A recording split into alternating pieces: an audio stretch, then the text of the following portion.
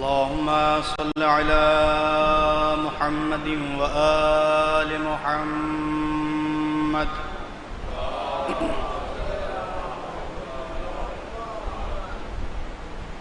أعوذ بالله من الشيطان اللعين الرجيم.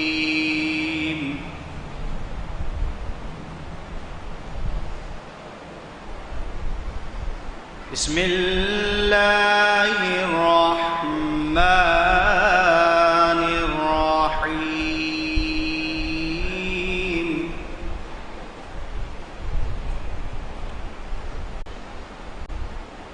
فادخلي في عبادي وادخلي جنتي.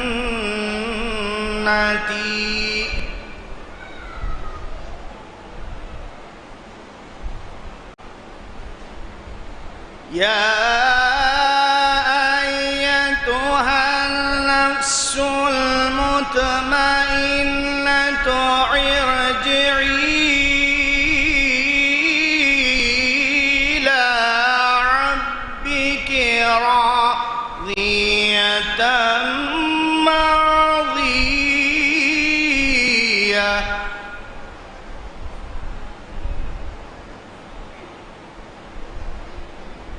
فادخلي في عبادي وادخلي جنتي. بسم الله الرحمن الرحيم. الرحمن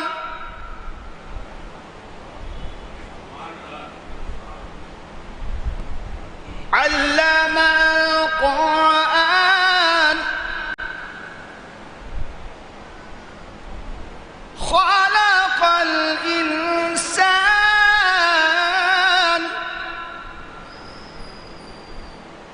علمه البيان.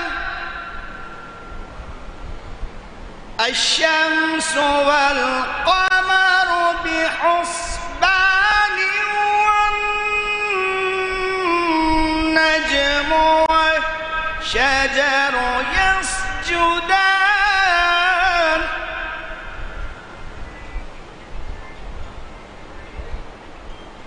الرحمن علم القرآن. خلق الإنسان. علمه البيان.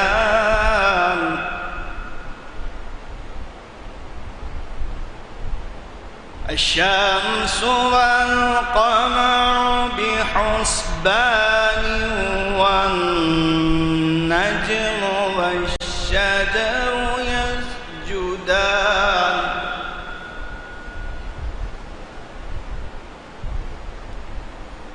والسماء رفعها ووضع الميزان ألا تطغوا في الميزان. وأقيموا الوزن بالقسط ولا تخسروا الميزان.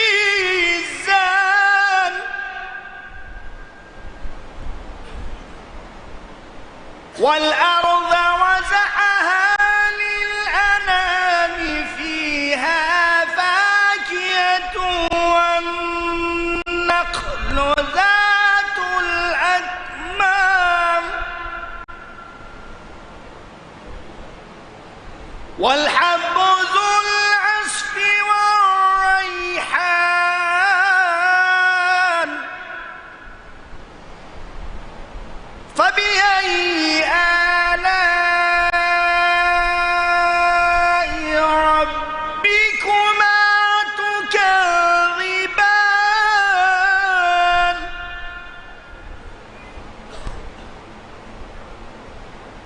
رب المشرقين ورب المغربين.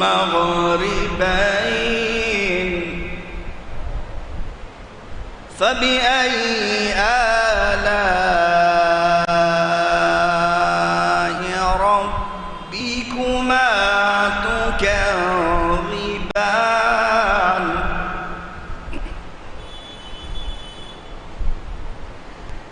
مرج البحرين يلتقيان بينهما برزخ لا يبغيان فبأي آلاء ربكما تكذبان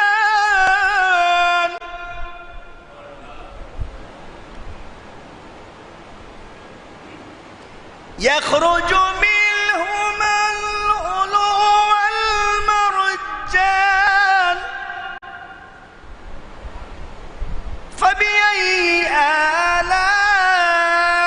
آلاء ربكما تكذبان وله الجوار المنشآت في البحر كالأعلام فبأي آلاء ربكما تكذبان لا بشيء من آلائك ربنا نكذب صدق الله العلي العظيم وصدق رسوله النبي الكريم اللهم ارزقنا زيارة قبر الحسين وفي الآخرة شفاعة الحسين اللهم اكتبنا في زوار الحسين واجعلنا من باكين من عزاء الحسين اللهم اشرنا بلاء الحسين اللهم اشرنا في زمرة الحسين اللهم ادخلنا الجنة باب الحسين عليه السلام برحمتك يا أرحم الراحمين اللهم كن لوليك الحجة ابن الحسن صلواتك عليه وعلى آبائه في هذه الساعة وفي كل ساعة وليا وحافظا وقائدا وناصرا ودليلا وعينا حتى تسكنه أرضك طوعا وتمتعوا فيها طويلا برحمتك يا أرحم الراحمين اللهم صل على محمد وآل محمد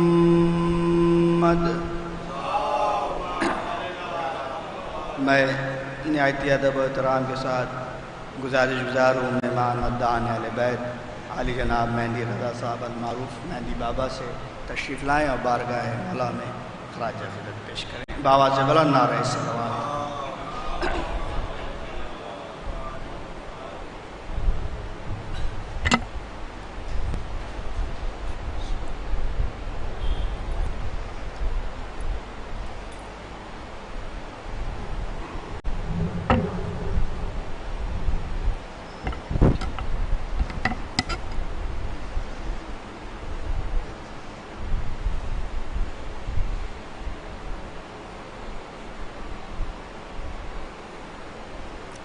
محمد وآل محمد صلی اللہ علیہ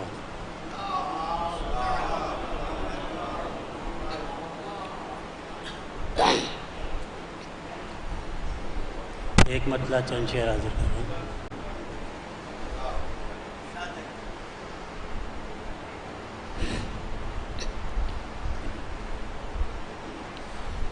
نبی کا ذکر کرے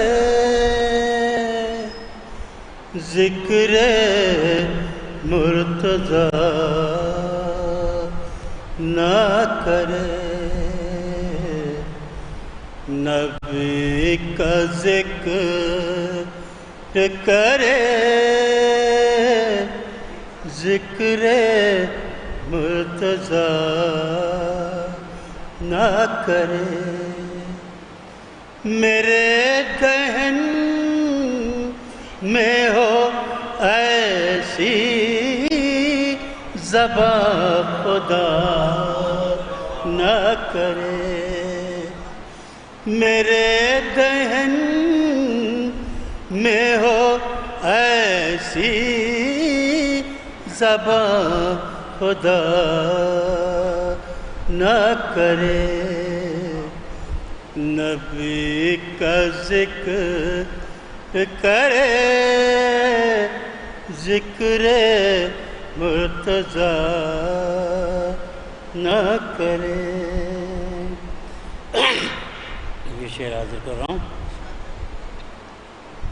کہ در بطول پا ایسا کبھی نہیں دیکھا کہ در بطول پا ایسا کبھی نہیں دیکھا کوئی سوال کرے اور وہ عطا نہ کرے کوئی سوال کرے اور وہ عطا نہ کرے اور یہ شعر حاضر کر رہا ہوں سماعت فرمائیں خاص طور سے کہ رسول کا وہ بھلا کیسے امتی ہوگا کہ رسول کا وہ بھلا کیسے امتی ہوگا جو شخص اجر رسالت کبھی ادا نہ کرے جو شخص اجر رسالت کبھی ادا نہ کرے قبول ہونگی نمازیں اسی کی میں شرمیں کہ قبول ہونگی نمازیں اسی کی میں شرمیں کبھی نماز معدت کو جو قضا نہ کرے کبھی نماز معدت کو جو قضا نہ کرے اور یہ آخری شعر حاضر کر رہا ہوں کہ میں کربلا میں پہنچ کر وہیں کا ہو جاؤں کہ میں کربلا میں پہنچ کر وہیں کا ہو جاؤں پھر اس کے بعد میری زندگی وفا نہ کرے پھر اس کے بعد میری دگی وفا نہ کرے. اور یہ مقطع ذکر کر رہا ہوں، سماعت فرمائیں کہ ہمارے پاس تبرے کا تیر ہے مہدی، کہ ہمارے پاس تبرے کا تیر ہے مہدی، جو بھول کر بھی نشانہ کبھی خطا نہ کرے، جو بھول کر بھی نشانہ کبھی خطا نہ کرے. نبی کا ذکر کرے، ذکر مرتضیٰ نہ کر. بار محمد وال محمد صلی اللہ علیہ وسلم.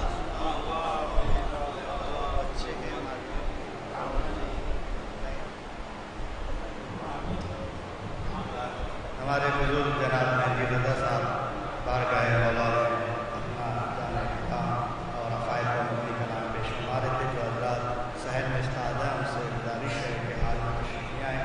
باقاعدہ اس کا آغاز ہو چکا ہے. ان قریب ختم مجلس تشریف لینے والے میں گزارش جزال عباس صاحب سے کہ تشریف لائیں اور مختصر طور پر بارگاہ مولا میں ملزم نظرانہ پیش کریں. بآواز بلند آواز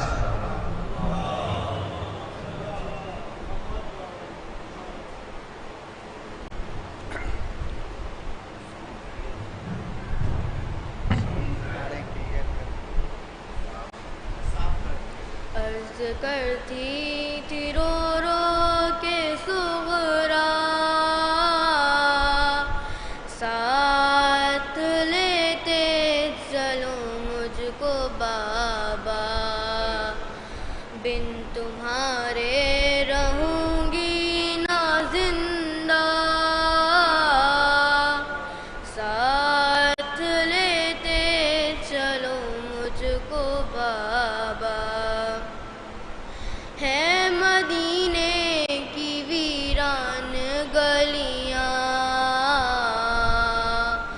نہ برادر نہ کوہر نہ اماں، چھوڑتے ہو مجھے کس پہ تنہا، ساتھ لیتے چلو مجھ کو بابا. شکل اکبر نہ گھر میں دکھے گی، زندگی زندگی کب رہے گی، موت بن جائے گا میرا جینا،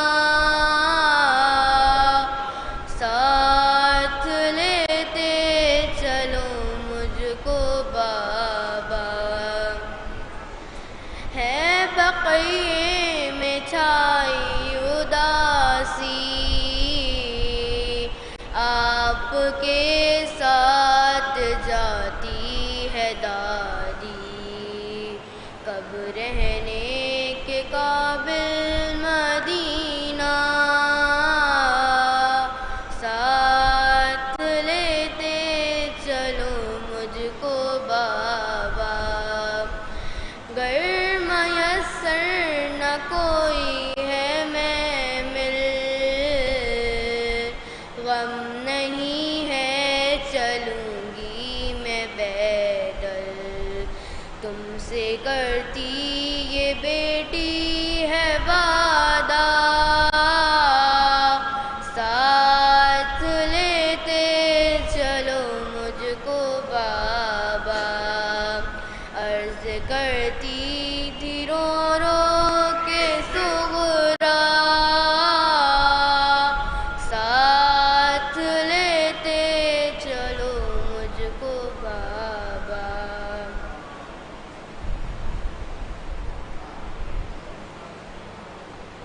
اسی سلسلے کی اگلی کڑی جناب احسن افروز صاحب کے فرزند جعفر صلی اللہ علیہ وسلم سے گزارش ہے تشریف لائیں مختصر روزانہ بارگاہ معصوم میں پیش فرمائیں. بآواز بلند نعرہ صلوات.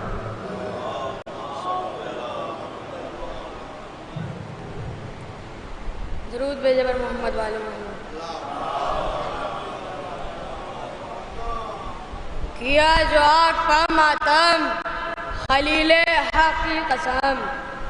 کیا جو آگ پا ماتم خلیل حق کی قسم. نہ میں جلا نہ میرے پیرہن میں آگ لگی. نہ میں جلا نہ میرے پیرہن میں آگ لگی. کہ عجیب حال ہے دوزخ نصیب لوگوں کا. عجیب حال ہے دوزخ نصیب لوگوں کا. علی کا نام سنا تن بدن میں آگ لگی. کہ عجیب حال ہے دوزخ نصیب لوگوں کا. علی کا نام سنا تن بدن میں آگ لگی. نعرہ صلوات. تیرا طوطی جہان میں بولے. تیرا طوطی جہان میں بولے. روشنی ہر زبان میں بولے. روشنی ہر زبان میں بولے. لفظ کنگال فکر فقیر کون اب تیری شان میں بولے. لفظ کنگال فکر فقیر کون اب تیری شان میں بولے. مشورہ کر رہا ہے تجھ سے امام. مشورہ کر رہا ہے تجھ سے امام. کون اب درمیان میں بولے. مشورہ کر رہا ہے تجھ سے امام. کون اب درمیان میں بولے. تو جسے پال دے بڑا ہو کر. تو جسے پال دے بڑا ہو کر. مسجدوں سے اذان میں بولے. تو جسے پال دے بڑا ہو کر. مسجدوں سے اذان میں بولے. بعد مجلس تیری آہٹ مکان میں بولے. بعد مجلس تیری آہٹ مکان میں بولے. نعرہ صلوات. جعفر صلی اللہ علیہ وسلم بارگاہ معصوم فرما رہے تھے. حضرات چند اعلانات سماعت فرما لیں. 21 سفر سے 30 سفر تک امام باڑہ سے تقریب میں حضرت بیگ میں عشرہ مجالس منعقد ہوگی. اس میں مختلف مرثیان اور ذاکرین کرام عطا فرمائیں گے. آپ رات شب 8 بجے شرکت کی گزارش ہے. اور 24 سفر کو حسینی گلستہ کارکنوں میں جناب ارشد عباس یعنی کہ شکنے صاحب کے خانے میں ان کے بیٹے ارشد عباس صاحب کے خانے میں سالانہ شبداری کی مجلس ہوگی. اس مجلس کا آپ شریعت جناب سید عبدالجواد صاحب عطا فرمائیں گے. اور 22 سفر کو شب میں 8 بجے ہمارے بڑے بھائی جناب عظیم صاحب کے سالانہ مجلس ہوگی. اس مجلس کو آپ عبادت عالی جناب صاحب فرمائیں گے. آپ عباس جناب اس میں شرکت کی گزارش ہے. میں نہایت احترام سے گزار خان سے اسلام کی کربلا جناب نیاز صاحب شفیع صاحب تشریف لائیں. بارگاہ پیش فرمائیں. بآواز بلند نعرہ صلوات.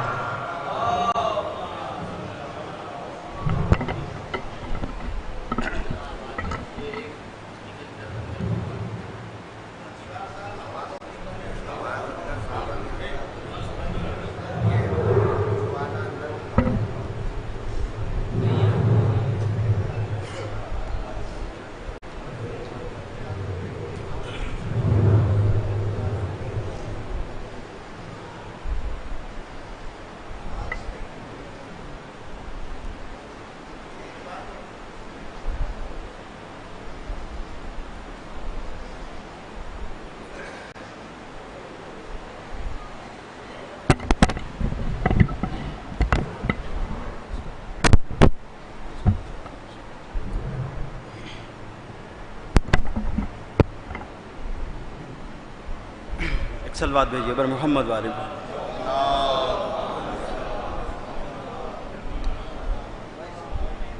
جناب شہزادہ گلریز رامپوری صاحب کا ایک قطع اولاً حاضر ہے. اس کے بعد آغا سروش صاحب کا ایک کلام. اس کے بعد ہمارے چھوٹے بھائی جناب احسن صاحب کی فرمائش ہے. وہ شہزادہ گلریز رامپوری صاحب کا ایک کلام ہے. مذہب زبان ممدو انشاءاللہ وہ حاضر کریں گے. ایک سلوات بھیجیے بر محمد والے. دیکھیے ثنا کا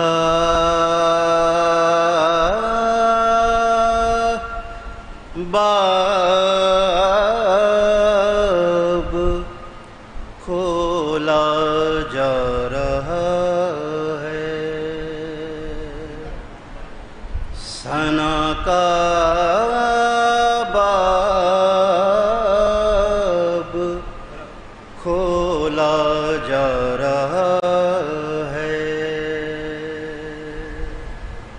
ابھی لفظوں کو تولا جا رہا ہے، ثنا کا باب کھولا جا رہا ہے، سر محفل علی کا ذکر کر کے، سر محفل علی کا ذکر کر کے، عقیدوں کو ٹٹولا جا رہا ہے،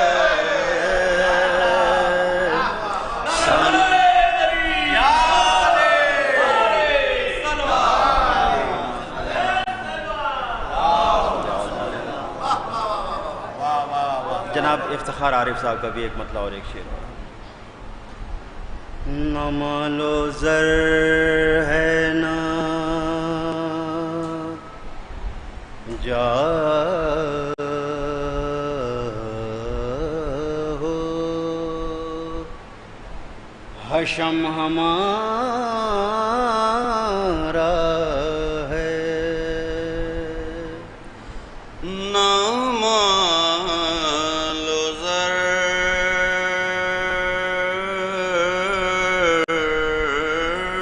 ہے نہ جا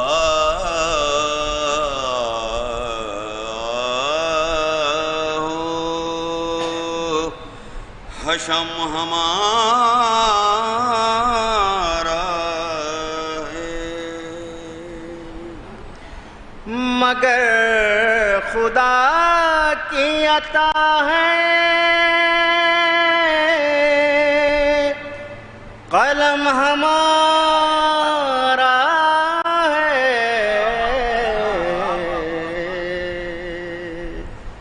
علم کسی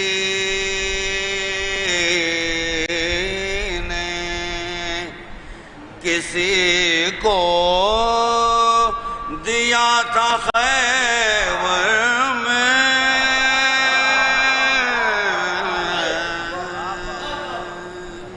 علم کسی نے کسی کو دیا تھا خیبر میں، وہ دن اور آج کا دن اب علم ہمارا ہے،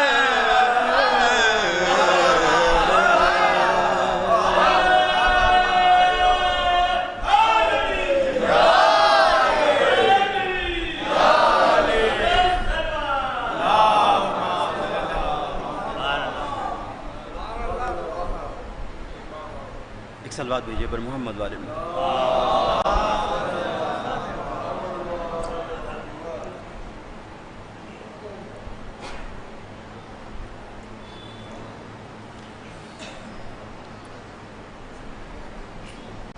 جناب شہزادہ گلریز رامپوری صاحب کا یہ مدح بزبان ممدوح ہمارے بھائی نے فرمائش کی ہے، وہ حاضر کی دیتے ہیں۔ اس سے پہلے جناب میر ہلال رضوی صاحب کا بھی ایک قطعہ، وہ بھی مدح بزبان ممدوح ہے، وہ بھی حاضر کر رہے ہیں۔ صلوات بھیجیے پر محمد والے میں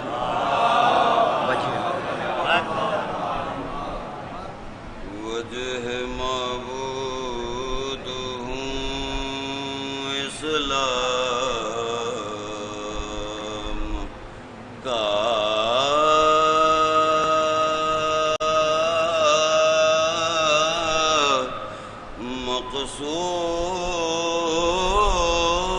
مقصود بھی ہوں اور ولایت کے لیے شاہد و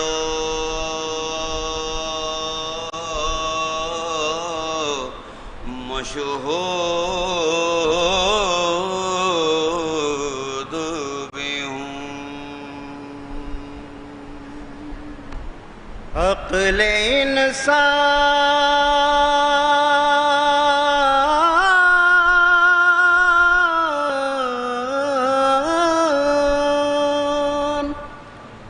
عقل انسان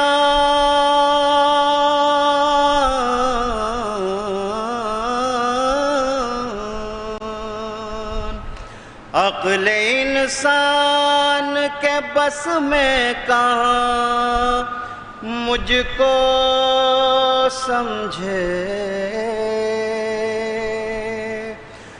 میں وہ بندہ ہوں جو غائب بھی ہوں موجود بھی ہوں۔ ایک سلوات بھیجیے بر محمد والے بھی دیکھیں۔ نام ہے میرا علی، نام سے پہلے میں تھا،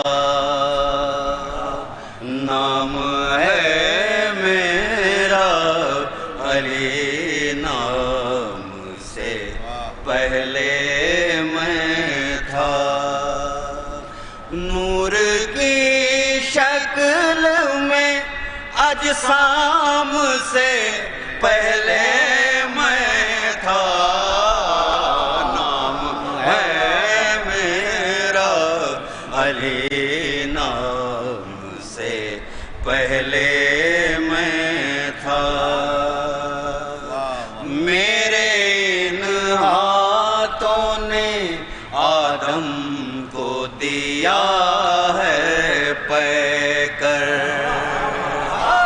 میرے ان ہاتھوں نے آدم کو دیا ہے پے کر، ان کی تخلیق کے ہر کام سے پہلے میں تھا،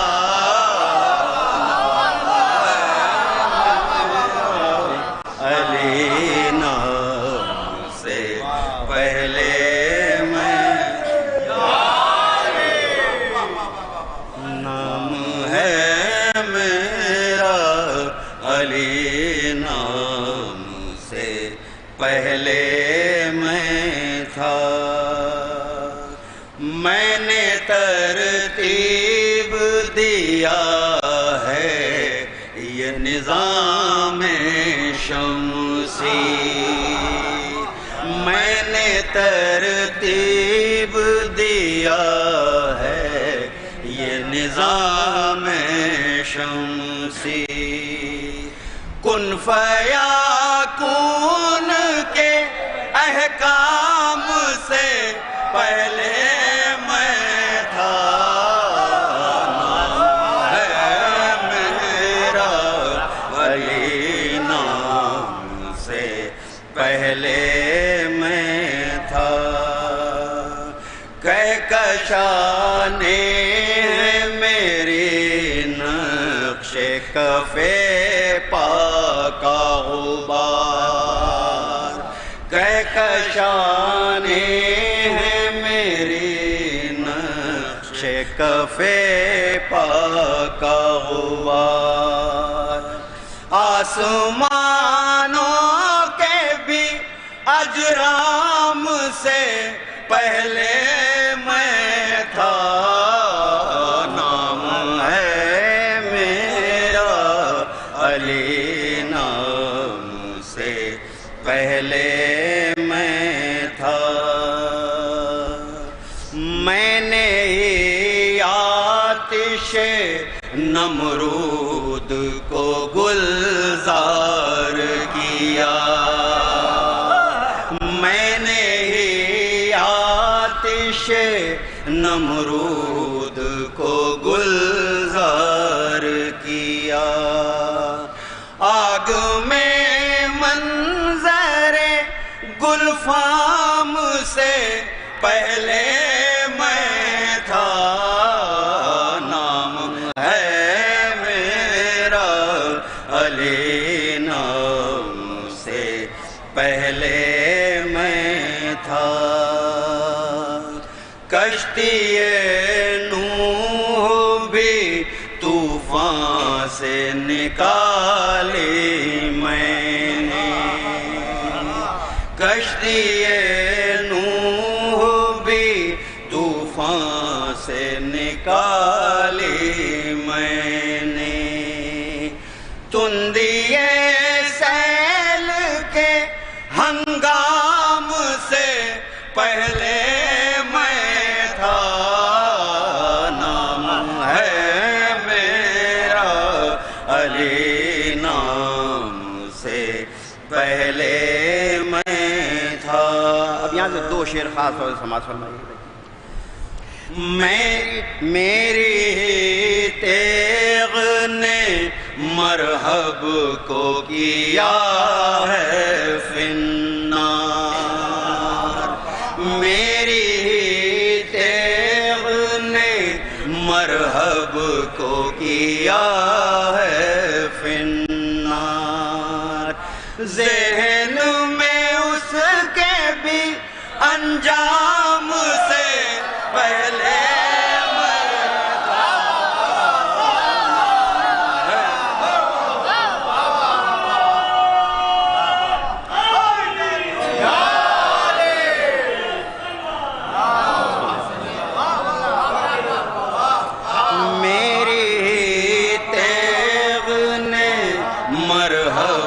کو کیا ہے فنار، میری تیغ نے مرحب کو کیا ہے فنار، ذہن میں اس کے بھی انجام سے پہلے میں تھا، نام ہے میرا علی، نام سے پہلے میں تھا۔ یہ بھی دیکھے گا شعر، ذات بے سایہ کے ہمراہ تھا سائے کی طرح، ذات بے سایہ کے ہمراہ تھا سائے کی طرح، راہ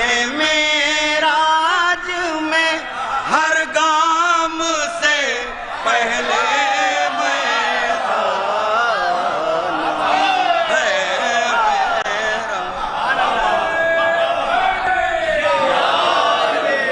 بہت اچھا ہے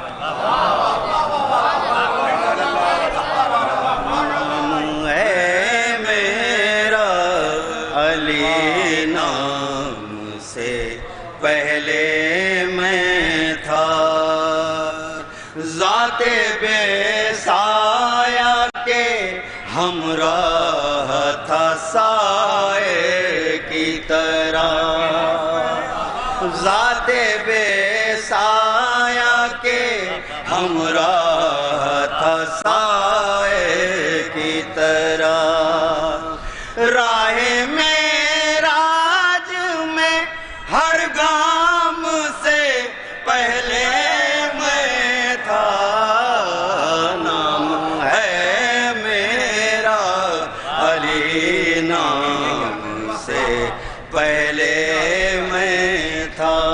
اور حاصل کلام شعر سمجھ لو۔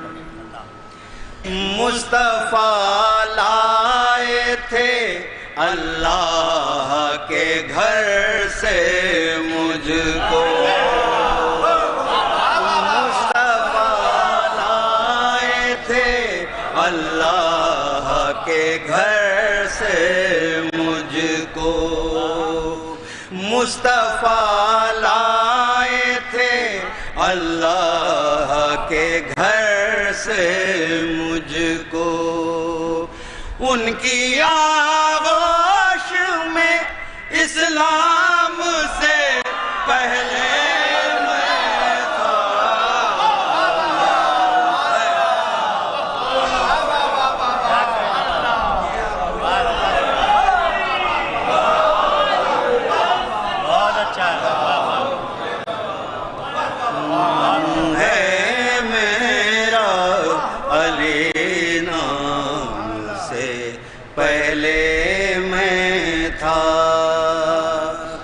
مصطفیٰ لائے تھے اللہ کے گھر سے مجھ کو، مصطفیٰ لائے تھے اللہ کے گھر سے مجھ کو، ان کی آغوش میں اسلام سے پہلے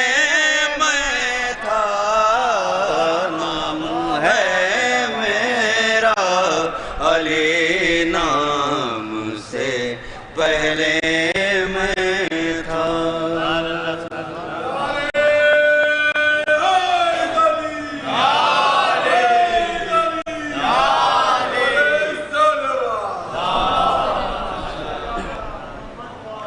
فاتحہ۔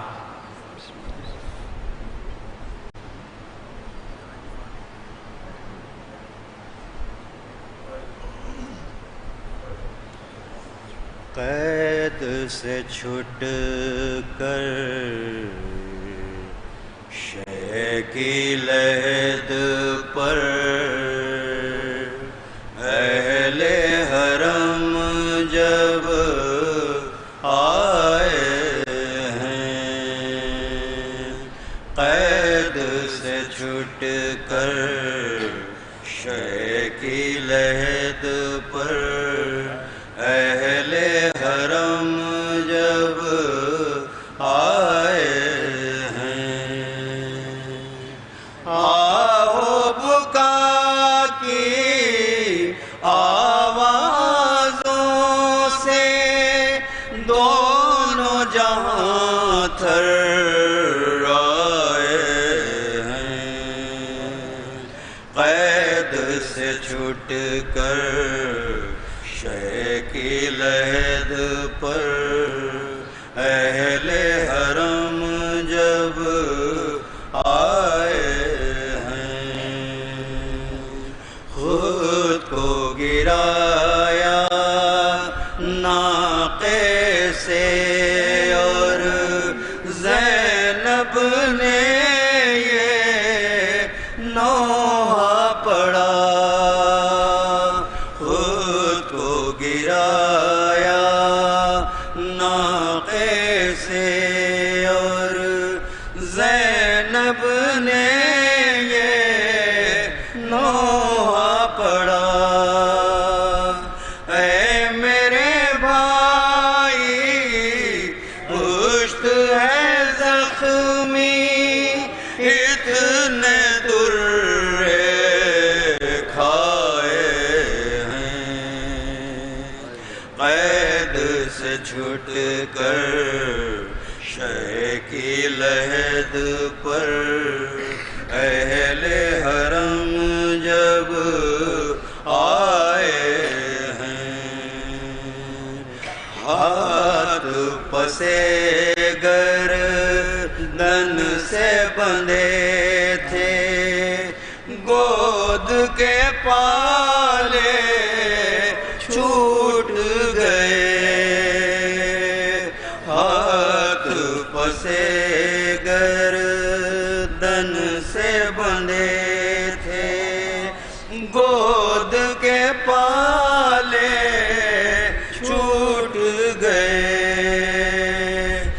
موت نے بڑھ کر گرتے بچے راہوں میں بہلائے ہیں، قید سے چھٹ کر شے کی لحد پر اہل حرم جب آئے ہیں، چہرے ہیں کم لائے ہوئے اور بال پریشان رہتے ہیں، چہرے ہیں کم لائے ہوئے اور بال پریشان رہتے ہیں، فوج لعین اہل حرم پر ایسے مظالم ڈھائے ہیں، قید سے چھٹ کر شہ کی لحد پر اہل حرم جب آئے ہیں، حیدر ایسا منظر تھا باس کی تربت کانپ اٹھی، حیدر ایسا منظر تھا باس کی تربت کانپ اٹھی، بازو پر رسی کے نشان جب زینب نے دکھلائے ہیں، قید سے چھٹ کر شہ کی لحد پر اہل حرم جب آئے ہیں۔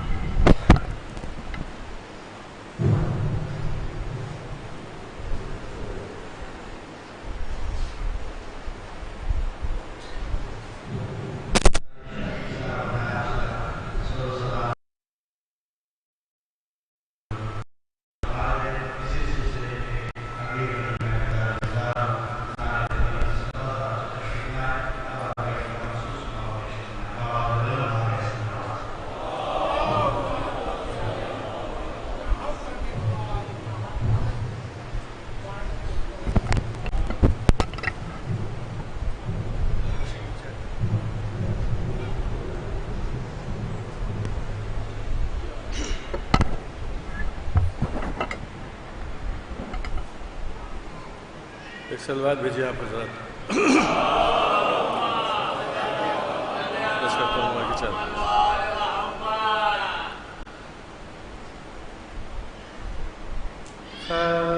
سے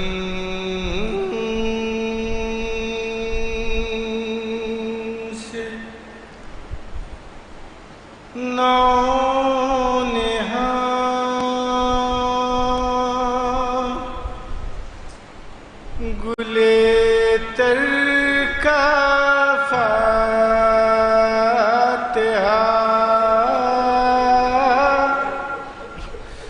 گلے تر کا فاتحہ،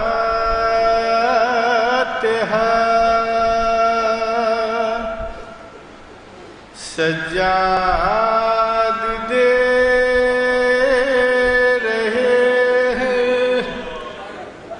برادر کا فاتحہ،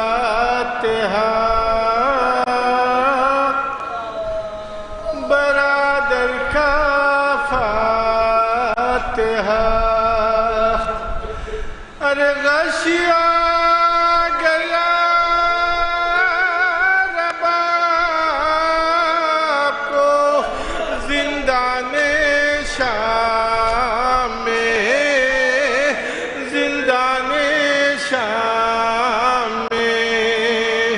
عابد نے جب دیا علی اصغر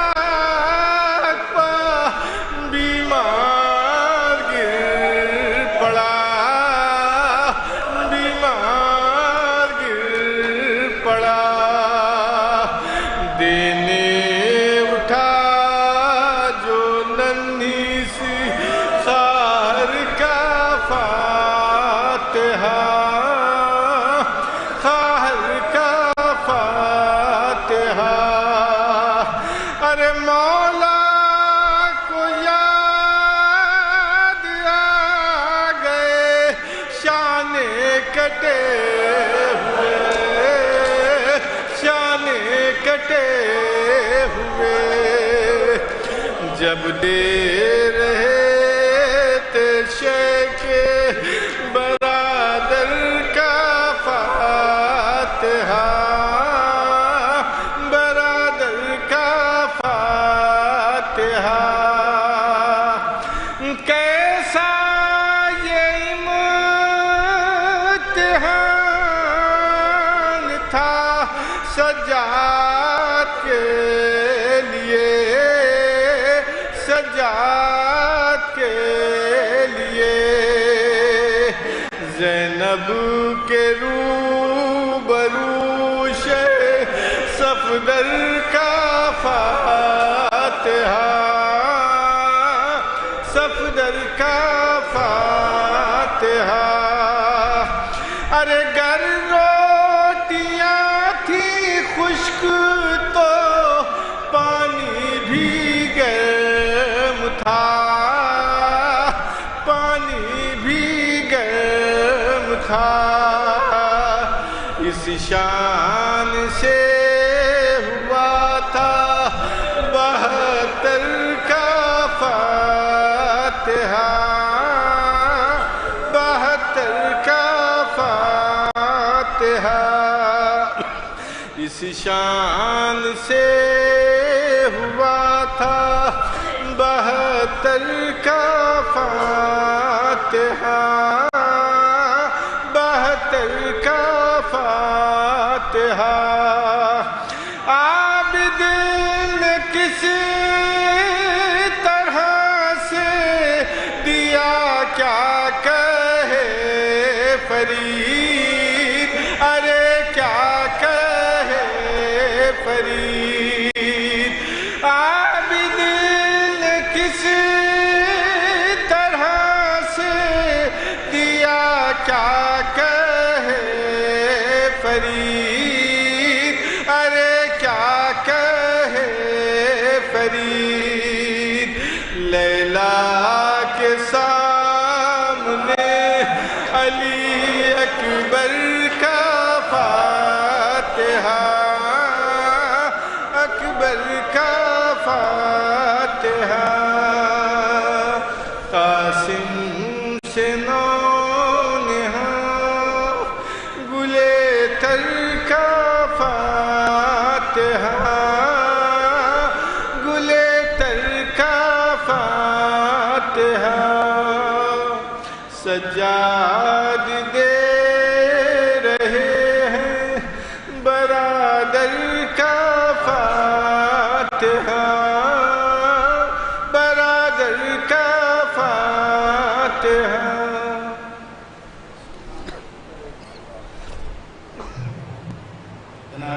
فرید مصطفیٰ صاحب 40 کے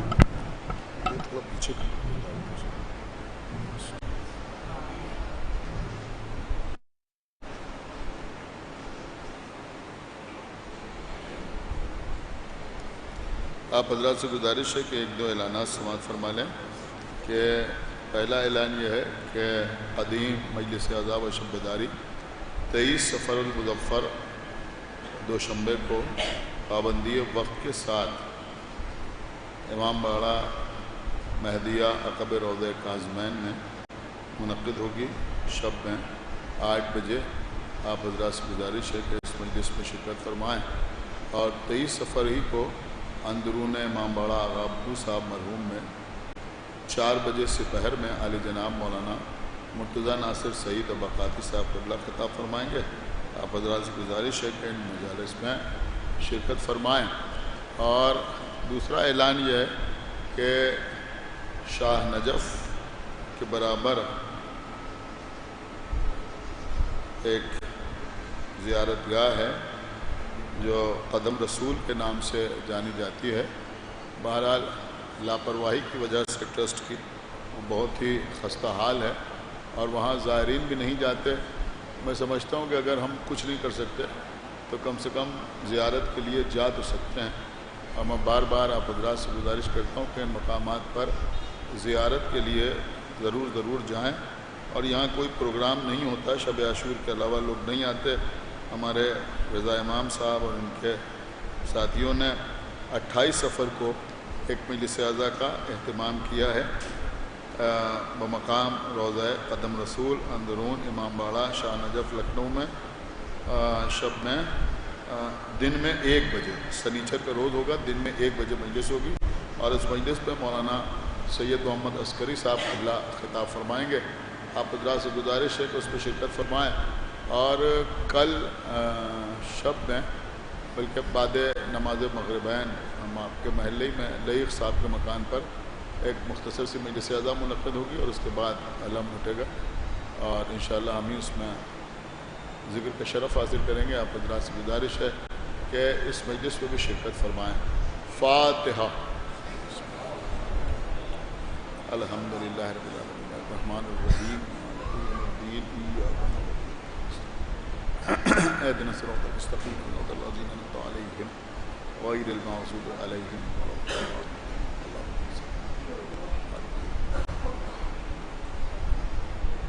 أعوذ بالله السميع العلي العظيم من الشيطان اللعين الرجيم. بسم الله الرحمن الرحيم. الحمد لله الذي هدانا لهذا وما كنا لنهتدي لولا أن هدانا الله. لقد جاءت رسل ربنا بالحق. الصلاة والسلام على صاحب الدين والإسلام والحل والحرام والرکن والمقام والصلاة والصيام والسجود والقيام والشريعة والأحكام والحجة والبرهان والمحبة والعرفان والحق والبيان والكتاب والقرآن. سيدنا ونبينا وشفيعنا ومولانا ومولى الثقلين جد الحسن والحسین ابی القاسم محمد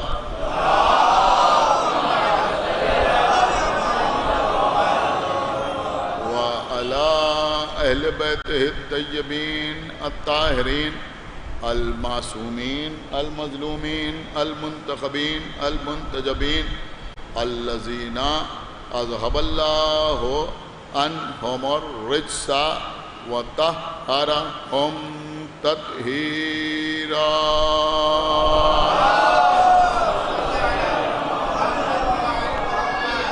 ولعنۃ اللہ علی اعدائہم وقتلتہم وغاصبی حقوقہم ومنکری فضائلہم ومصائبہم اجمعین من الآن الى یوم الدین.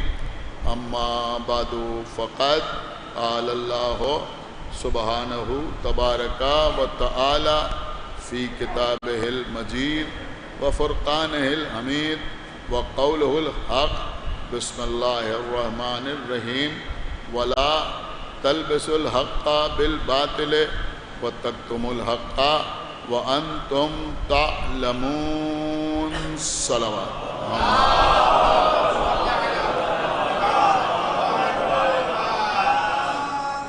حضرات، یہ سورہ بقرہ کی 42ویں آیت ہے، جس میں خالق کائنات یہود و نصارہ کے علماء کو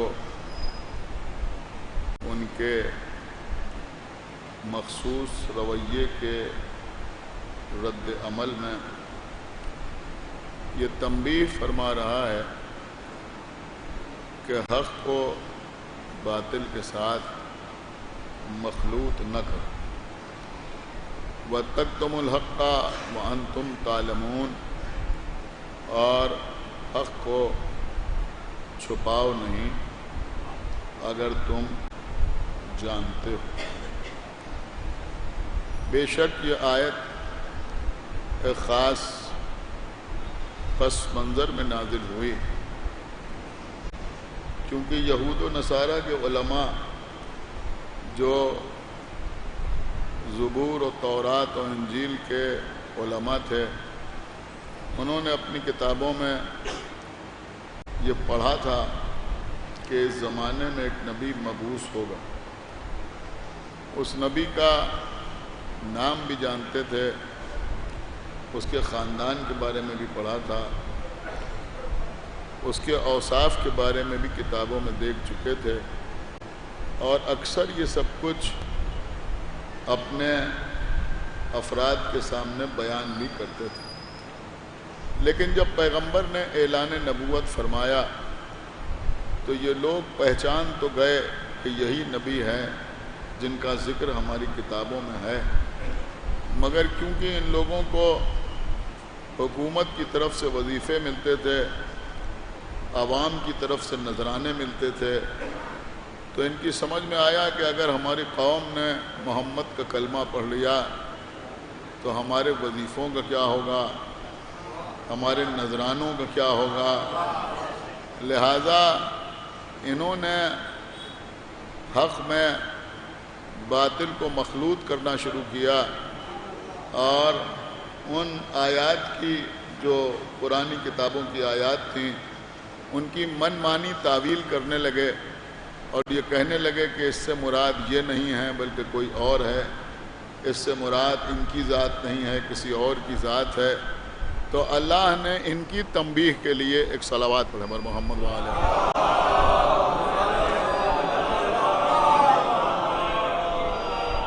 ایک صلوات اور پڑھنے مر محمد وعلیہ. ان کی تنبیہ کے لیے اللہ نے یہ آیت نازل فرمائی کہ وَلَا تَلْبِسُوا الْحَقَّ بِالْبَاطِلِ، حق کو باطل کے ساتھ مخلوط نہ کرو. وَتَكْتُمُوا الْحَقَّ وَأَنْتُمْ تَعْلَمُونَ، اور اگر تم حق کے بارے میں جانتے ہو تو اسے چھپاؤ نہیں. لیکن میرے خیال میں سمجھدار لوگ اس بات کو اچھی طرح جانتے ہیں کہ قرآن کو اللہ نے ذکر کہا ہے، اور چونکہ اللہ نے اسے ذکر کہا ہے تو یہ قیامت تک آنے والوں کے لیے ہدایت ہے. تو قرآن کی کسی آیت کا کوئی پیغام یا کوئی میسج کسی خاص زمانے تک محدود نہیں ہوتا، بلکہ قیامت تک وہ باقی رہنے والا ہوتا ہے. تو اب جہاں جہاں لوگ حق میں باطل کو مخلوط کریں، حق میں باطل کی ملاوٹ کریں، تو یہ آیت ان کی تنبیہ کرتی ہوئی نظر آئے گی. ایک صلوات پڑھیں مر محمد وعلیہ.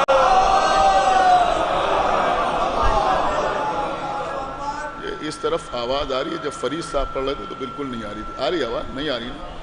ہاں، وہ مائک صحیح ہو تو لکھنؤ میں مجلسی کہاں ہو. ایک صلوات پڑھے پر محمد وعلیہ. ایک صلوات اور پڑھ دے پر محمد وعلیہ. بہرحال خیر، اب برداشت کیجئے. تو بہت توجہ آپ حضرات کی چاہتا ہوں. تو حق کی باطل کے ساتھ ملاوٹ، حق کو باطل کے ساتھ مخلوط کرنا، بات پہنچ گئی آپ؟ حق کو باطل کے ساتھ مخلوط کرنا. دیکھیں قبلہ، پیغمبر اسلام کی آنکھ بند ہونے کے بعد حق کو باطل کے ساتھ مخلوط کیا جانے لگا. دین میں ملاوٹ کا کام شروع ہو گیا. لیکن یہ دین میں حق کو باطل کے ساتھ کہاں ملایا گیا، کب ملایا گیا، کیسے ملایا گیا، یہ میں آپ کی خدمت میں عرض کرنا چاہتا ہوں. اور عزیزوں، الحمدللہ ہم ہمیشہ سے اس کے مخالف رہے کہ حق کو باطل کے ساتھ ملایا نہ جائے. حق کو الگ رکھا جائے، باطل کو الگ رکھا جائے. اگر آپ داد دینا چاہیں تو میں ایک جملہ آپ کی خدمت میں عرض کروں کہ بھائی ملاوٹ تو کبھی بھی اچھی نظر سے نہیں دیکھی جاتی. دیکھیں قبلہ، پانی بھی حلال ہے اور دودھ بھی حلال ہے. پانی بھی جائز ہے اور دودھ بھی جائز ہے. آپ اگر پانی پئیں تب بھی کوئی گناہ نہیں ہوتا، آپ دودھ پئیں تب بھی وہ حرام نہیں ہے. لیکن اگر پانی میں دودھ ملایا جائے تو اس کو اچھی نظر سے نہیں دیکھا جاتا. تب آپ مجھے بتائیں کہ جب حلال میں حلال کی ملاوٹ برداشت نہیں ہے، ایک صلوات پر محمد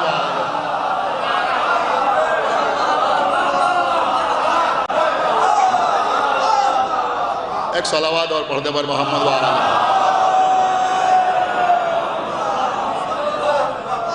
جائز میں جائز کی ملاوٹ اچھی نہیں لگتی تو پھر حلال میں حرام کی ملاوٹ، حق میں باطل کی ملاوٹ، صحیح میں غلط کی ملاوٹ، درست میں غیر درست کی ملاوٹ، سمجھ رہے ہیں آپ کس طرح سے قابل قبول ہو سکتی ہے.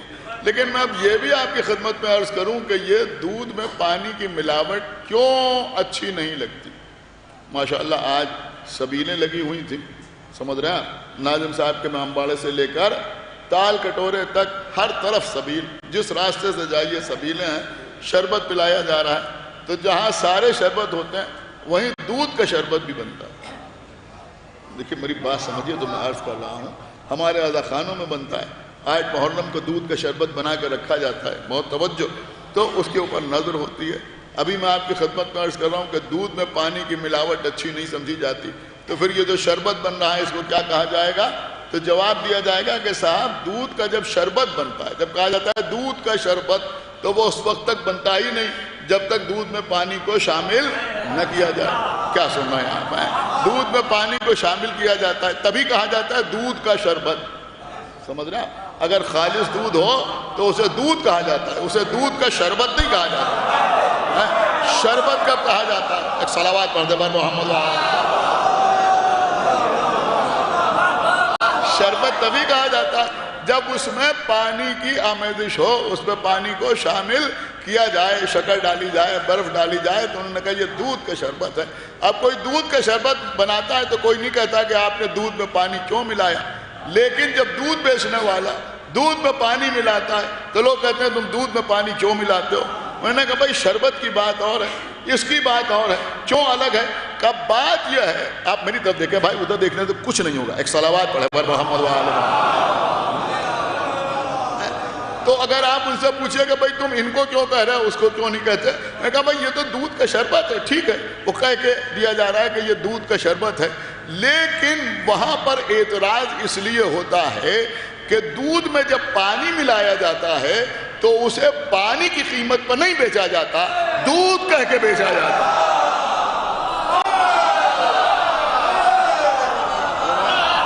خدا کے لیے بیدار ہوئیے. ایک صلوات پڑھے والو محمد وآلہ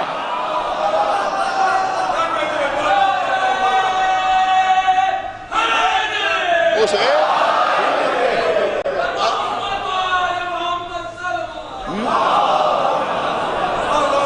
یہی تو مسئلہ ہے نا، اس کے علاوہ تو کچھ اور نہیں ہے نا. تو قیمت کیونکہ دودھ کی وصول کی جاتی ہے لہذا آپ کہتے ہیں کہ یہ دودھ میں پانی ملانا جرم ہے. اسی طرح سے جب حق و باطل کو آپس میں ملایا جاتا ہے تو اسے باطل کہہ کے نہیں پیش کیا جاتا، اسے حق کہہ کے پیش کیا جاتا.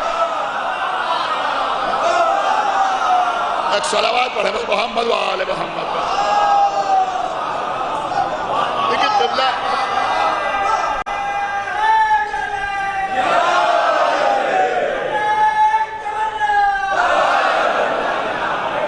دیکھیں بہت توجہ کے ساتھ آپ سماعت فرمائیں. ایک زمانہ ایسا تھا ہم نے اپنے بچپن میں لوگوں کو دیکھا ہے اور اپنے بزرگوں سے سنا ہے کہ ایک زمانہ ایسا تھا کہ جب لوگ زیادہ پڑھ لکھ جاتے تھے تو وہ اپنے پڑھے لکھے ہونے کا ثبوت پیش کرنے کے لیے اپنے کو لا مذہب ظاہر کرتے تھے. میں سچ عرض کر رہا ہوں آپ کی خدمت میں. وہ کہتے تھے بھئی یہ کمیونسٹ ہیں اور یہ اللہ کو نہیں مانتے, ان کا نماز سے کیا تعلق, ان کا روزے سے کیا تعلق. تو لوگ سوچتے تھے کہ بھئی جو زیادہ پڑھ لکھ جائے گا پھر اللہ اس کی سمجھ میں نہیں آئے گا, پھر دین اس کی سمجھ میں نہیں آئے گا. لیکن اب زمانہ وہ نہیں ہے. اب آپ کے سامنے دہریے نہیں آتے. آج کل لوگ مذہب کی طرف زیادہ راغب ہیں. آپ میری بات سمجھ رہے ہیں؟ میں آپ کی بات نہیں کر رہا ہوں. کسی بھی آپ جا کے دیکھیں, کسی بھی مذہب کے ماننے والوں کو دیکھیں تو مذہب کے سلسلے میں ان میں زیادہ شدت پائی جاتی ہے, زیادہ شدت پائی جاتی ہے.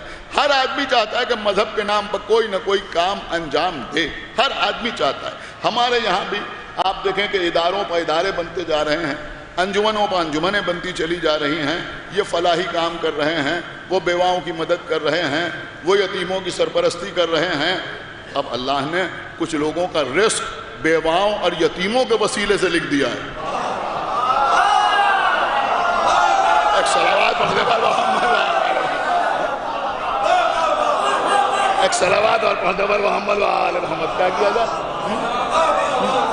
وہ ادارے بنے ہوئے ہیں, یہ تعلیم کے سلسلے میں لوگوں کی مدد کر رہے ہیں, یہ لڑکیوں کی شادیاں کرا رہے ہیں, یہ تقریریں کرا رہے ہیں, یہ کلاسز آرگنائز کرا رہے ہیں, یہ کریش کورس کرا رہے ہیں, یہ لوگوں کو دینی معلومات فراہم کر رہے ہیں. ہر طرف نہ معلوم کتنے لوگ, جس کی جو سمجھ میں آ رہا ہے وہ کر رہا ہے. بنا میں دین. ہمارے استاد تھے, خداوند عالم ان کو کروٹ کروٹ جنت عطا کرے, جناب طیب حسین کاظمی صاحب. ایک صلوات پڑھنے پر محمد ہمارے استاد تھے, لیکن شاعری میں استاد نہیں تھے, میتھمیٹکس میں استاد تھے, اور بہرحال بہت بڑا ان کا احسان ہمارے اوپر ہے. ہمارے استاد تھے لیکن بہترین شاعر بھی تھے. انہوں نے 4 مصرعے کہے, سنیں قبلہ, آپ محسوس کریں گے تو آپ کو لطف آ جائے گا. ایک صلوات اور پڑھے پر محمد وآل محمد. تو طیب کاظمی صاحب فرماتے ہیں, دیکھیں آج کے پورے حالات آپ کے سامنے ہیں, سمجھنا, پورے حالات آج آپ کے سامنے ہیں. طیب حسین کاظمی صاحب فرماتے ہیں کہ بڑھی ہے گرمی بازار مذہب.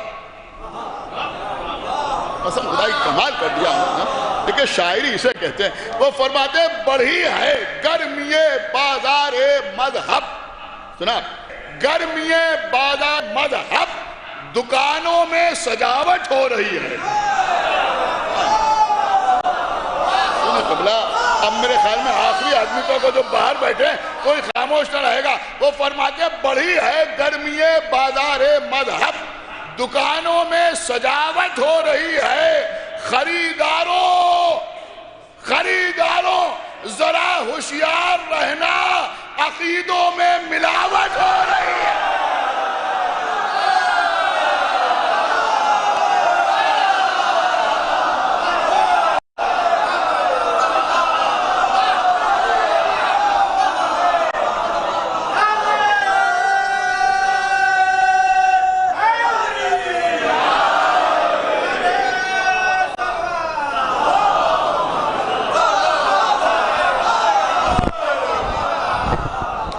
باواد بلند صلوات پڑھیں پر محمد وآل.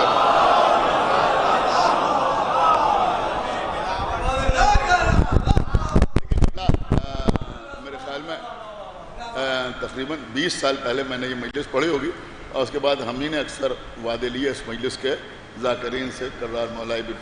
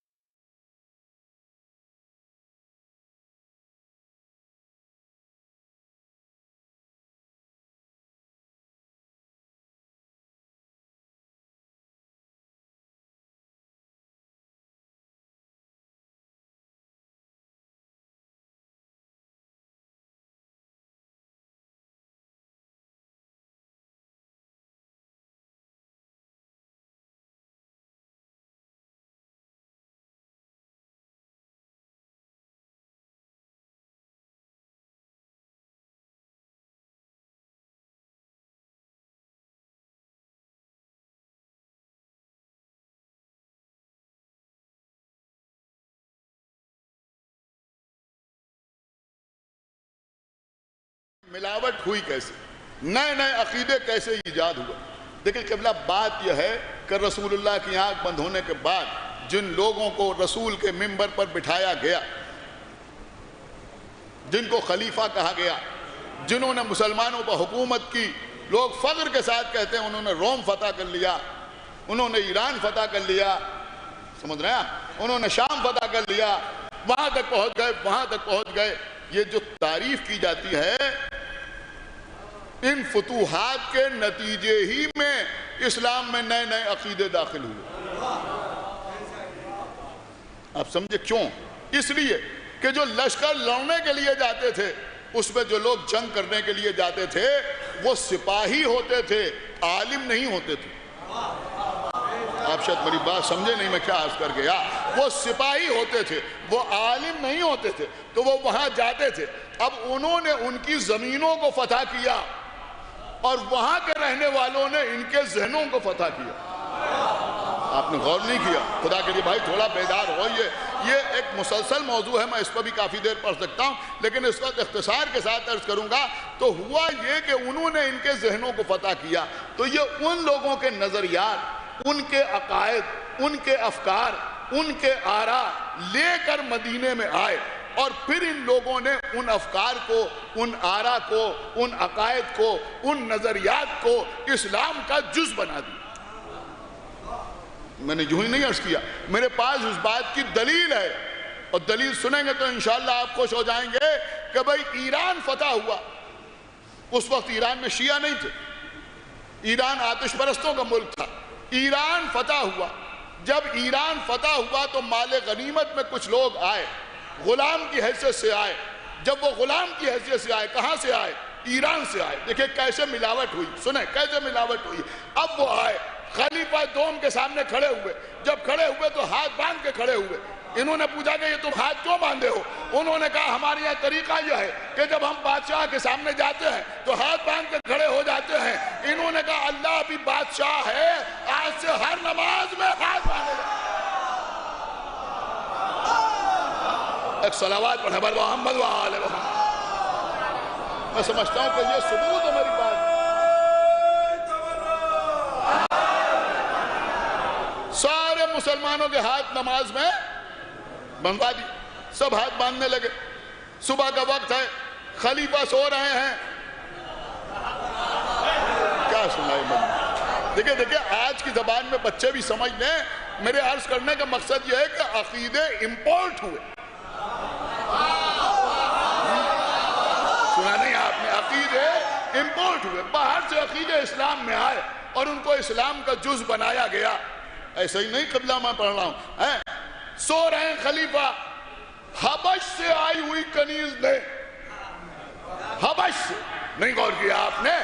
حبش سے آئی ہوئی کنیز نے شانہ ہلایا، کہا الصلاۃ خیر من النوم.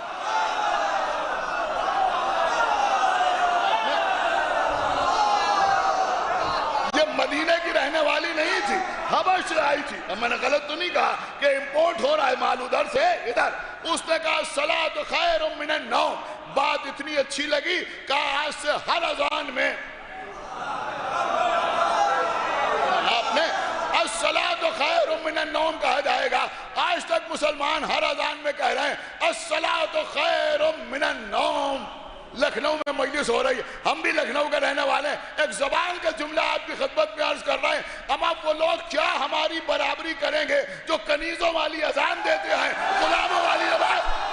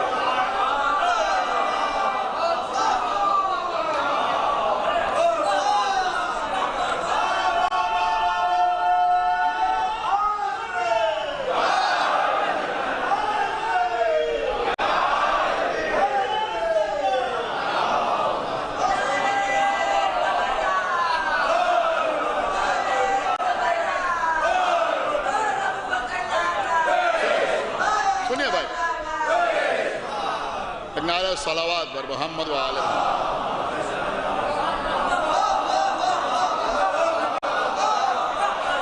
لیکن مولا سلامت رکھے جیسے آپ سن رہے ہیں. اب سنیے قبلہ، آج تک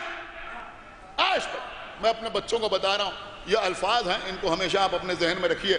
اکثر ایسا ہوتا ہے کہ پڑھنے کا شوق پیدا ہو جاتا ہے، کتاب پڑھی. اب جو نہیں پڑھتے میں ان سے نہیں کہہ رہا ہوں، جو پڑھتے ہیں ان کی بات کر رہا ہوں. کتاب پڑھی، اس پہ کوئی لفظ پڑھا، اب سمجھ میں نہیں آیا، میں کہا صاحب شیعہ کتاب پہ یہ لکھا ہے. اکثر ایسا ہوتا ہے ہمارے شیعوں کی جو کتابیں ہوتی ہیں ان میں مثلا ہمارا کوئی عالم لکھتا ہے کہ عامہ کا خیال یہ ہے. کیا عامہ؟ کیا سمجھتے ہیں آپ عامہ کا مطلب؟ کیا سمجھے آپ عامہ کا مطلب؟ امہ نہیں، عامہ کا مطلب ہوتا ہے اہل سنت. ایک صلوات پڑھیں پر محمد وآلہ. یہ ان بچوں کو معلوم ہونا چاہیے. کوئی ذاکر پڑھ کے چلا جائے کہ بھئی عامہ کا خیال یہ ہے، تو عامہ سے مراد وہی ہوتی یعنی عام لوگ، ہمارے علاوہ دیگر لوگ. اب ظاہر سی بات ہے کہ ہمارے علماء اس بات کو اچھی طرح سمجھتے تھے کہ وہ عامہ ہیں اور ہم خاص ہیں. سمجھ رہے ہیں؟ تو عامہ مثلا یا اغیار جو ہے غیر کی جمع ہے، وہ بھی انہی کو کہا جاتا ہے. اہل تسنن یہ بھی انہی کو کہا جاتا ہے. تو ان کے جتنے فرقے ہیں، کسی فرقے کی مسجد کی اذان آپ سنیے، ہر جگہ سے فجر کے وقت آواز آتی ہے حیا علی الفلاح کے بعد الصلاۃ خیر من النوم. کیا مطلب ہوتا ہے؟ سونے سے بہتر ہے کہ نماز پڑھی جائے. اس وقت ایک بہت زبردست بات میں آپ کی خدمت میں عرض کر رہا ہوں، پوری توجہ آپ حضرات کی چاہتا ہوں.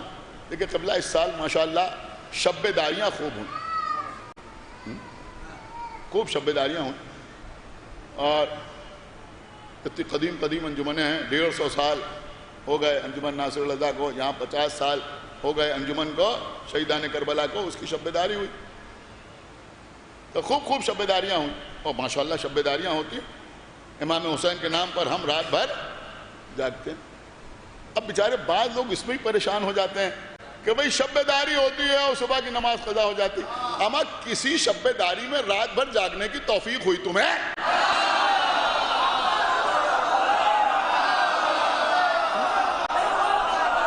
ایک صلوات پڑھے پر محمد وآلہ محمد.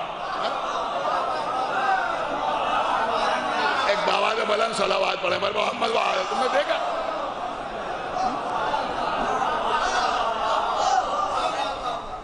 دیکھا کبھی کہ شب داری میں سب جاگ رہے تھے اس کے بعد سو گئے؟ شب داریاں ہوتی ہیں الحمدللہ، شب داریاں ہماریاں ہوتی. لیکن ہم دوسروں کی بات کر رہے ہیں کہ بھائی اب کوئی یہ نہ کہے کہ صاحب شب داری تو اسلام میں ہے نہیں ہے شب داری. دیکھیے قاری صاحب بیٹھے ہیں، دیگر پڑھے لکھے لوگ بیٹھے ہیں. بھائی شب داری ہے، قرآن کوئی ایسی آیت میں نہیں سنا رہا ہوں جو کسی کو یاد ہو کسی کو نہ یاد ہو، سب کو یاد ہو. پورا سورہ یاد ہے. پڑھیے سورہ قدر.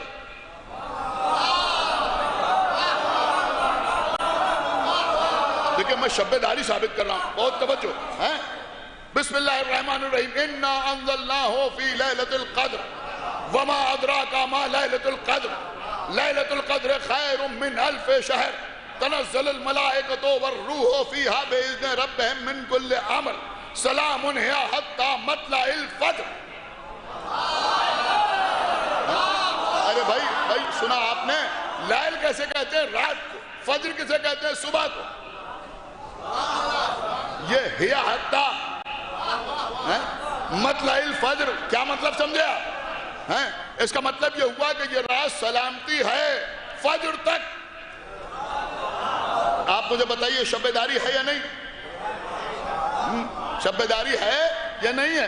یہ اتنے لمبے چوڑے اعمال جو شب قدر کے آپ کو بتائے جاتے ہیں، کیوں بتائے جاتے ہیں پتہ ہے؟ اس لیے کہ آپ رات بھر جاگیں. پیغمبر کا حکم ہے کہ شب قدر میں رات بھر جاگو.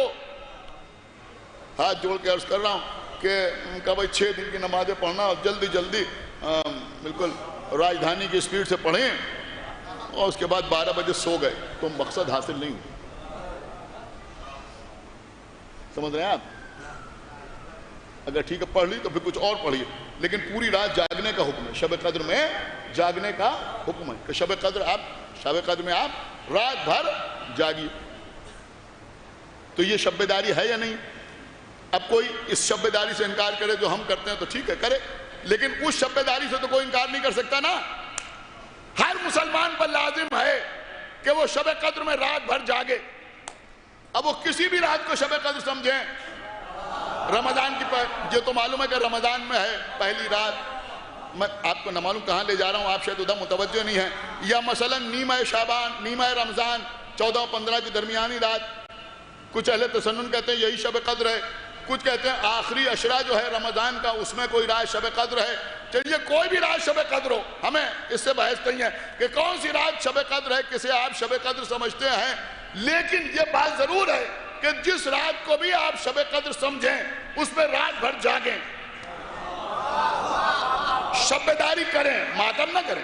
اس شب بیداری میں ماتم نہ کریں۔ میں آپ سے کہہ رہا ہوں شب قدر میں جاگنا ہے، آپ ماتم بھی کر سکتے ہیں شب قدر ہیں، آپ نمازیں پڑھیے، 1 گھنٹہ ماتم کیجئے، یہ بھی عبادت ہے، سمجھ رہے ہیں؟ شورا بیٹھ کے مدح اہل بیت کریں، یہ بھی عبادت ہے۔ مقصد یہ ہے کہ رات بھر عبادت میں گزر جائے، چاہے آپ قرآن پڑھیں، تلاوت کریں، سورہ قدر کی تسبیحیں پڑھیں، لیکن رات بھر آپ کو جاگنا ہے۔ تو اس کا مطلب یہ ہوا سارے مسلمان اس بات کو مانتے ہیں کہ شب قدر جاگ کے گزارنا ہے۔ میں کہاں لے آیا آپ کو کہ شب قدر جاگ کے گزارنا ہے، لیکن ہر رمضان میں ہم انتظار کرتے رہے کہ کوئی تو صبح ایسی ہو کہ مسجد سے الصلاۃ خیر من النوم کی آواز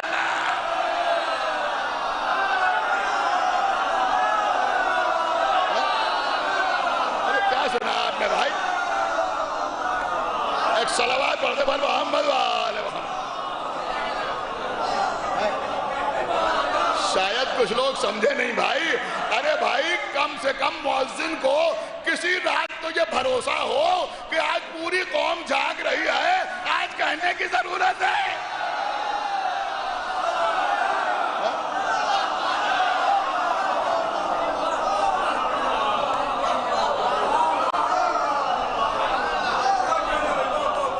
تو قبلہ نئی چیزیں اسلام میں شامل کی گئی، کیونکہ آج کل یہ موضوع بہت چل رہا ہے نا، لہذا میں عرض کروں نئی باتیں اسلام میں شامل کی گئی۔ اسی میں ایک عقیدہ شامل کیا گیا، عقیدہ جبریہ، اسے ہم جبریہ کہتے ہیں، وہ قدریہ کہتے ہیں۔ مطلب کیا ہوا کہ جو ہوتا ہے وہ اللہ کی مرضی سے ہوتا ہے، جو ہوتا ہے وہ اللہ کی مرضی سے ہوتا ہے۔ ہم گناہ کریں یا کار ثواب انجام دیں، سب اللہ کی مرضی سے، جو وہ چاہتا ہے وہ ہوتا ہے، ہر عمل جو ہے وہ اللہ کی طرف منسوب ہے۔ یہ عقیدہ مسلمانوں کے درمیان رائج کیا گیا۔ اس کا مقصد کیا تھا؟ اس کا مقصد صرف یہ تھا کہ مجرمین آل محمد کو بچا لیا جائے۔ یہ کہا جائے جو مولا علی کا حق چھنا، اللہ کی مرضی یہی تھی، بی بی کو فتق نہیں ملا، اللہ کی مرضی یہی تھی، مولا علی کے سر پر ضربت لگی، اللہ کی مرضی یہی تھی، امام حسن کو زہر دیا گیا، اللہ کی مرضی یہی تھی، کربلا میں جو کچھ ہوا اللہ کی مرضی یہی تھی، لہذا ایسا ہو گیا۔ دیکھیں قبلہ ہم تو دنیا میں دیکھتے ہیں بہت سے مشاہدات جو ہیں وہ بھی نقطوں کی شکل میں سامنے آ جاتے ہیں۔ آپ دلی وغیرہ جائیے، آپ کار میں بیٹھ کے جا رہے ہیں، کہیں ریڈ لائٹ ہوئی، سگنل آپ کی کار رک گئی، تو وہاں پر کچھ لوگ دوڑتے ہوئے چلے آتے ہیں، اور انہوں نے آپ کو 3 شرٹیں دکھائیں، کہا خرید لی۔ آپ نے کتنے کیوں؟ انہوں نے کہا 500۔ آپ بھی بہت ہوشیار، آپ نے کہا کہ بھائی 100 روپے دیں گے۔ ارے کیسی باتیں آپ کر رہے ہیں؟ اور جیسے ہی گرین سگنل ہوا ویسے ہی اس نے کہا لیجیے 100 روپے کی۔ آپ بھی خوش ہو گئے کہ 100 روپے کی لے لیں، اب آگے بڑھ گئے۔ اب جو آگے بڑھ کے اسے کھولا تو پتہ چلا وہ آدھی ہیں۔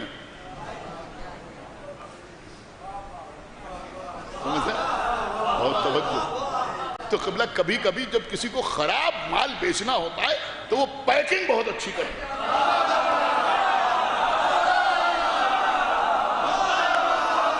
دیکھیے بات بہت دور تک چلی گئی کہ آدمی کو جب خراب مال بیچنا ہوتا ہے تو وہ پیکنگ اچھی کر دیتا ہے، چمکدار، بہترین پیکنگ۔ اب دیکھ کے آدمی خوش ہو گیا۔ تو یہ جو عقیدہ جبریہ شامل کیا گیا، عقیدہ قدریہ، تو اس کے لیے بہترین پیکنگ کی گئی۔ اب وہ پیکنگ میں آپ کو دکھاؤں، وہ پیکنگ کیا ہے؟ اللہ کی مرضی کے بغیر پتہ نہیں ہلتا۔ صلوات پڑھے پر محمد وآلہ محمد۔ جس نے سنا اس نے کہا بات بالکل صحیح کہی انہوں نے، اللہ کی مرضی کے بغیر پتہ نہیں ہلتا۔ اب جب آدمی کی سمجھ میں آ گیا، میں نے کہا اسی لیے ہم کہتے ہیں کہ شیعوں کی طرح یزید پر لعنت نہ کرو، جو ہوا وہ اللہ کی مرضی سے ہوا، اللہ نہ چاہتا تو کیوں ہوتا؟ سن بھیا سن لو، کہا بھیا جو کچھ ہوا اللہ کی مرضی سے ہوا، لہذا یزید پر لعنت نہ کرو۔ ہم کہتے ہیں ارے بھیا جب اللہ کی مرضی کے بغیر پتہ نہیں ہلتا تو تم ہم سے کیوں پریشان ہو؟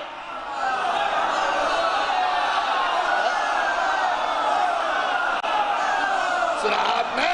تو پھر تم ہم سے کیوں پریشان ہو؟ ہم سے کیوں پریشان ہو؟ اس لیے کہ جب اللہ کی مرضی کے بغیر پتہ نہیں ہلتا تو ہماری زبان کیسے ہلے گی؟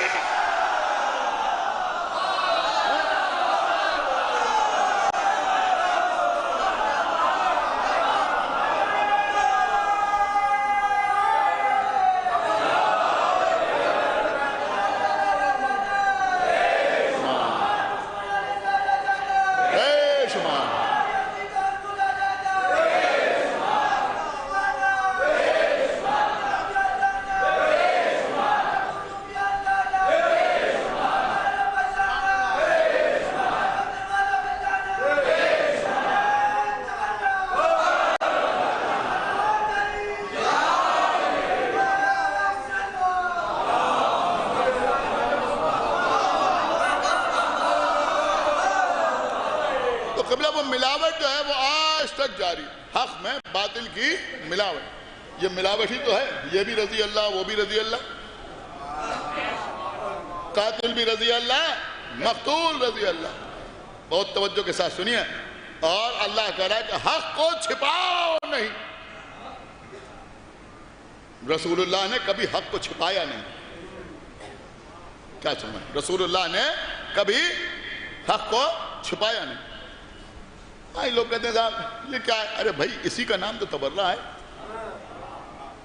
حق کو باطل کے ساتھ شامل نہ کرو۔ اب کچھ لوگ آتے ہیں صاحب ہمارے مزاج میں تبرہ نہیں، بہت پڑھے لکھے آدمی ہیں، ان کے مزاج میں تبرہ نہیں۔ ہم تقریر کرتے ہیں مگر صاحب ہم تبرہ نہیں پڑھتے، ہم شعر کہتے ہیں مگر تبرہ نہیں کرتے۔ بہت توجہ بھیا، تم کیا، تمہاری حیثیت کیا؟ کبھی کچھ پڑھنے کی توفیق ہو؟ دیکھو دیبل خدائی نے تبرہ کیا یا نہیں کیا؟ فرزدق نے تبرہ کیا یا نہیں کیا؟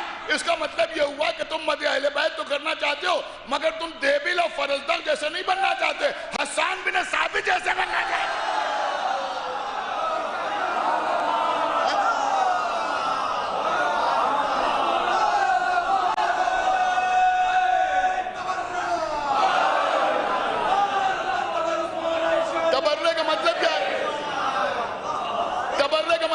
تبرے کا مطلب یہ ہے حق سے باطل کو علیحدہ کر دینا، باطل کو چھوڑ دینا، حق کو اختیار کر لینا۔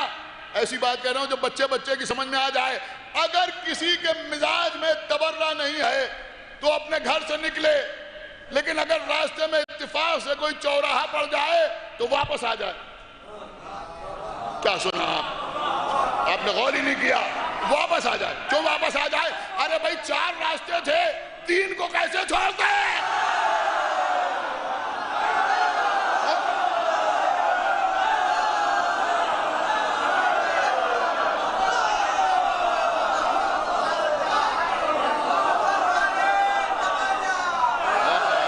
کیسے چھوڑتے ہیں؟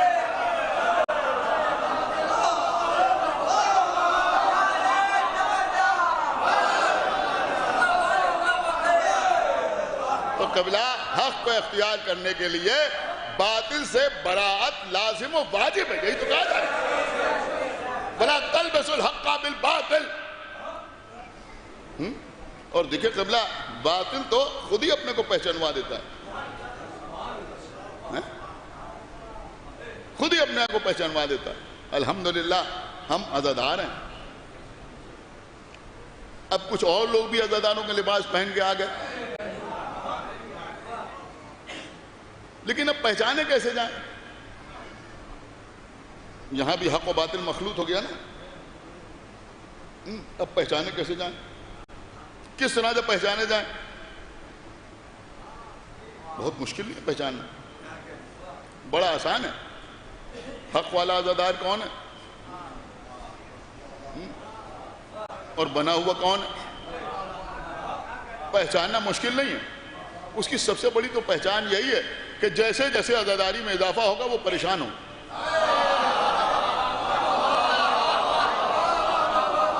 آج کل بڑا عجیب و غریب مزاج چل گیا ہے، کچھ لوگ اسی پر ارے بھائی بہت ہوا جا رہا ہے، بیچارے کچھ لوگ اسی میں پریشان ہیں کہ بھائی بہت ہوا جا رہا ہے۔ اب آپ دیکھیے شب بیداریاں بہت ہوئی جا رہی ہیں، بہت دیر ماتم نہ کیجئے، بہت دیر ماتم نہ کیجئے، اس لیے کہ جو بیچارہ کمزور ہے ماتم نہیں کر سکتا، اس کو شرمندگی ہوگی کہ یہ اتنی دیر کر رہے ہیں ہم نہیں کر پائے۔ اگر کبھی یہ چندہ مانگیں تو 50 روپے سے زیادہ نہ دیجیے۔ آپ غور نہیں کر رہے ہیں، بہت توجہ آپ زیادہ نہ دیجیے۔ اگر کہیں آپ نے زیادہ دے دیا تو بیچارے غریب مومن کو شرمندگی ہوگی، ارے انہوں نے اتنے دے دیے۔ ایک صلوات پڑھتے پر محمد وآلہ علم پہ صحرا کیوں چڑھ رہا ہے، اس سے پریشان نہیں، زیادہ نہ چڑھائیں۔ بس جسے اللہ نے ان کو بھیجا ہے کہ آپ لمٹس جو ہیں وہ طے کر دیجئے۔ اتنی محفلیں کیوں ہو رہی ہیں، علم پہ اتنا صحرا کیوں چڑھ رہا ہے، زلجنا کو اتنا سجایا کیوں جا رہا ہے، محفلوں میں اتنی لائٹ کیوں ہو رہی ہے، نظر و نیاز میں اتنا خرچ کیوں ہو رہا ہے۔ ارے بھائی آپ کیوں پریشان ہیں؟ میں بڑی قیمتی بات آپ کی خدمت میں عرض کر رہا ہوں، ذرا رسول اللہ کی زندگی دیکھیے۔ سن رہے ہیں آپ؟ سورہ مزمل پڑھیے، سورہ مدثر پڑھیے۔ اللہ نے اپنے حبیب سے یہ تو کہا کہ اپنی عبادتوں میں کچھ کمی کر دیجئے، ساری رات نہ کیجئے، آدھی رات یا اس سے کچھ کم یا اس سے کچھ زیادہ، اتنی ریاضت نہ کیجئے کہ آپ کے پیروں پر ورم آ جائے۔ اللہ نے پیغمبر سے عبادتیں تو کم کرنے کو کہا، لیکن ہمیں کوئی ایک آیت ایسی دکھا دو جہاں اللہ نے پیغمبر سے کہا ہو کہ اپنے اہل بیت سے اتنی بھی محبت نہ کرو۔ سن ہی نہیں رہے آپ بھائی، آپ غور ہی نہیں کر رہے ہیں، اتنی بھی محبت نہ کرو۔ کبھی دوست پر اٹھائے لے رہے ہو، کبھی امام حسین آ جائے ممبر پر لے کے چلے جا رہے ہو، امام حسن تشہد کے حالت میں گود میں آ گئے تو ان کو ہٹا نہیں رہے ہیں، لب و رخسار کو چوم رہے ہیں۔ ارے بچے ہی تو ہیں، بچے ہیں، انہوں نے کہہ دیا کہ ہمیں کپڑے چاہیے ہیں، ہمیں لباس چاہیے ہے۔ کیا ضرورت ہے رضوان کو درزی بنانے کی؟ سنا کیا نہیں سنا بھائی، خدا کے لیے بیدار، کیا ضرورت ہے رضوان کو درزی بنانے کی؟ پروردگار ان کے لیے لباس بھیج رہا ہے، اور بھی تو بہت سے یتیم ہوں گے۔ کیا سنا ہے آپ؟ ان کے تو والدین موجود ہیں، ان یتیموں کے لیے بھیج دے، ان کے لیے جو بھیج رہا ہے، لیکن اللہ بھیج رہا ہے۔ اچھا ٹھیک ہے، لباس بھیج دیا، اب کیا ضرورت ہے کہ جو رنگ یہ پسند کریں اسی رنگ کا ہو جائے؟ چلو وہ بھی ہو گیا۔ اب مسجد میں آ گئے، رسول سے کہنا ہے اے اللہ کے نانا، اور بچوں کے پاس ناقے ہیں، ہمارے پاس ناقہ نہیں ہے۔ سنیے قبلہ سنیے، ہمارے پاس ناقہ نہیں ہے۔ اے اللہ کے رسول کہاں تک کیجئے گا بھائی؟ یہ بچے ہیں، اب آپ ناقہ بنے جا رہے ہیں، چلیے ٹھیک ہے ناقہ بن گئے، پشت پر بٹھا لیا۔ اب بچے کہہ رہے ہیں کہ اور بچوں کے ناقوں میں مہار ہے، ہمارے ناقے میں مہار نہیں ہے۔ سنیں بندہ سنیں، ہمارے ناقے میں مہار نہیں ہے۔ رسول اللہ نے اپنی زلفیں، جن کو اللہ نے قرآن میں واللیل کہا، اگر آپ سنیں تو میں جملہ عرض کروں کہ زلفیں ہاتھوں میں نہیں دی، قرآن کی آیتیں ہاتھوں میں دی۔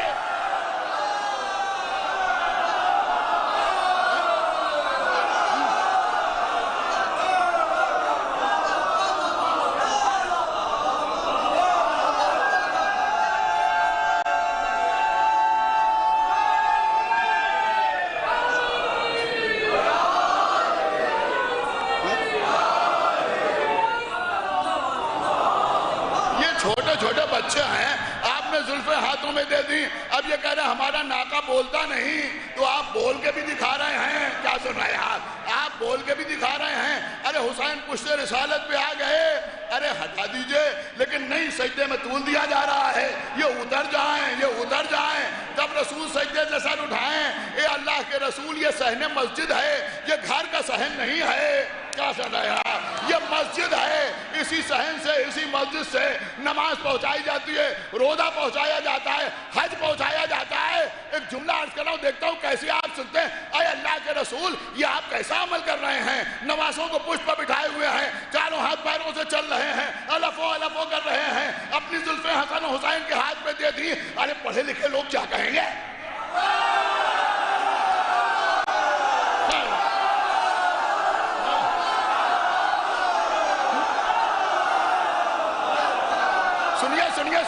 سنیے پڑھے لکھے لوگ کیا کہیں گے بھائی؟ یہ کیسا غیر سنجیدہ عمل ہو رہا ہے. نہیں سن رہے آپ؟ غیر سنجیدہ عمل ہو رہا ہے. اے اللہ کے رسول سوچئے، یہودی دیکھیں گے تو کیا کہیں گے؟ عیسائی دیکھیں گے تو کیا کہیں گے؟ بت پرست دیکھیں گے تو کیا کہیں گے؟ سنا آپ نے نہیں سنا؟ بہت توجہ. وہ دیکھیں گے تو کیا کہیں گے؟ ایک جملہ کہہ رہا ہوں، جیسے چاہے ویسے سنیے گا. ارے کچھ لوگ 1400 سال لیٹ پیدا ہو گئے، اگر تب پیدا ہوتے تو اس دن بھی کوئی نہ کوئی کلپ بنا کے ڈالتے لگا.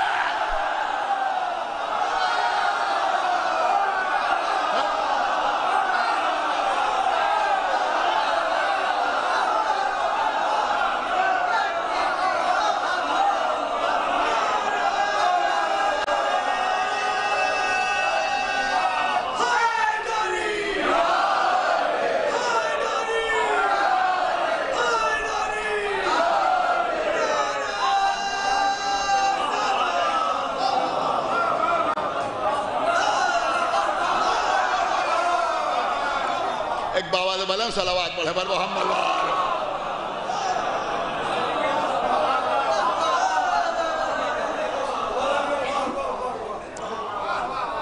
لوگ کہیں گے ارے یہی توحید پہنچا رہے ہیں، یہی رسول ہیں، یہی نبی ہیں، یہ تو بچوں کے لیے ناکہ بنے جا رہے ہیں. اور کیا آپ نے قبلہ یہی تو قلق دوسروں کو رہا کہ اب کیا کیا جائے. ہمارے علماء نے بھی لکھ دیا. اب میں کچھ عرض کر رہا ہوں، اب اپنے میلاد میں پڑھیں کیا؟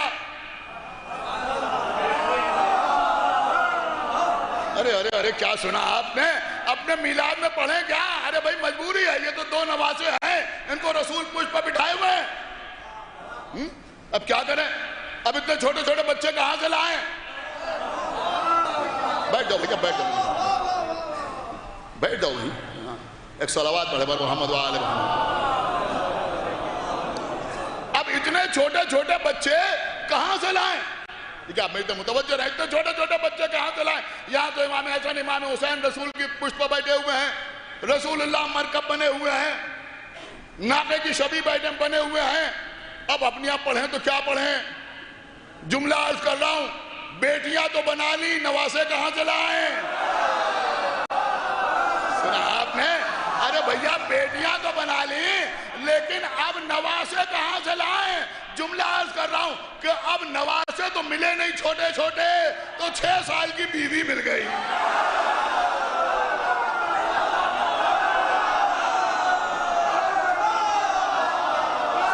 ایک صلوات پڑھے پر محمد وآلہ.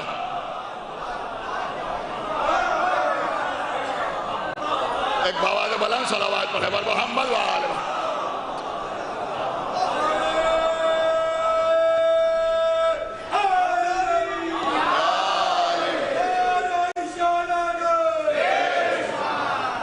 ایک صلوات پڑھے پر محمد وآلہ.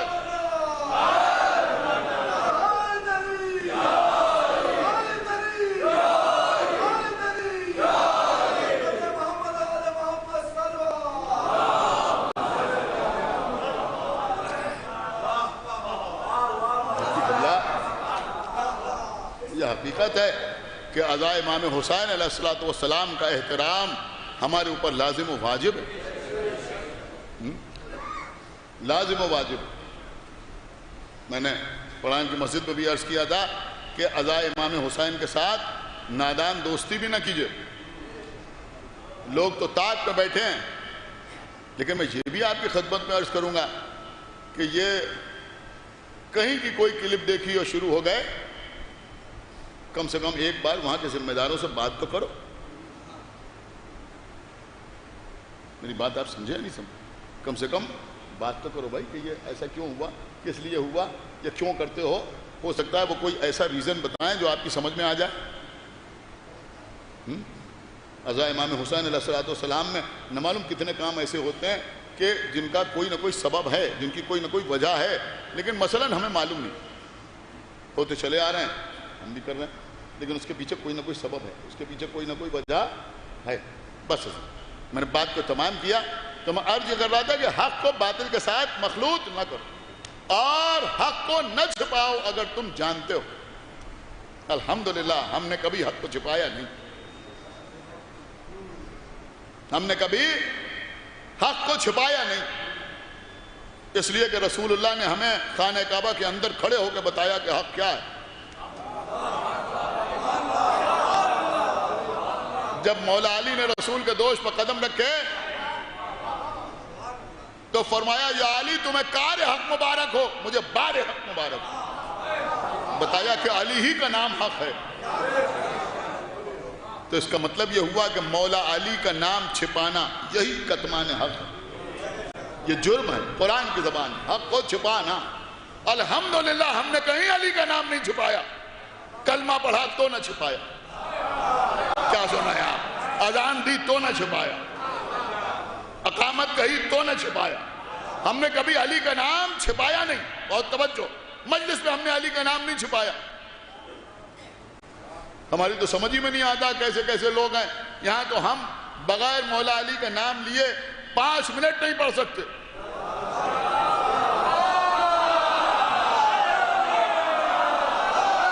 صلوات پڑھتے ہیں محمد وآل محمد.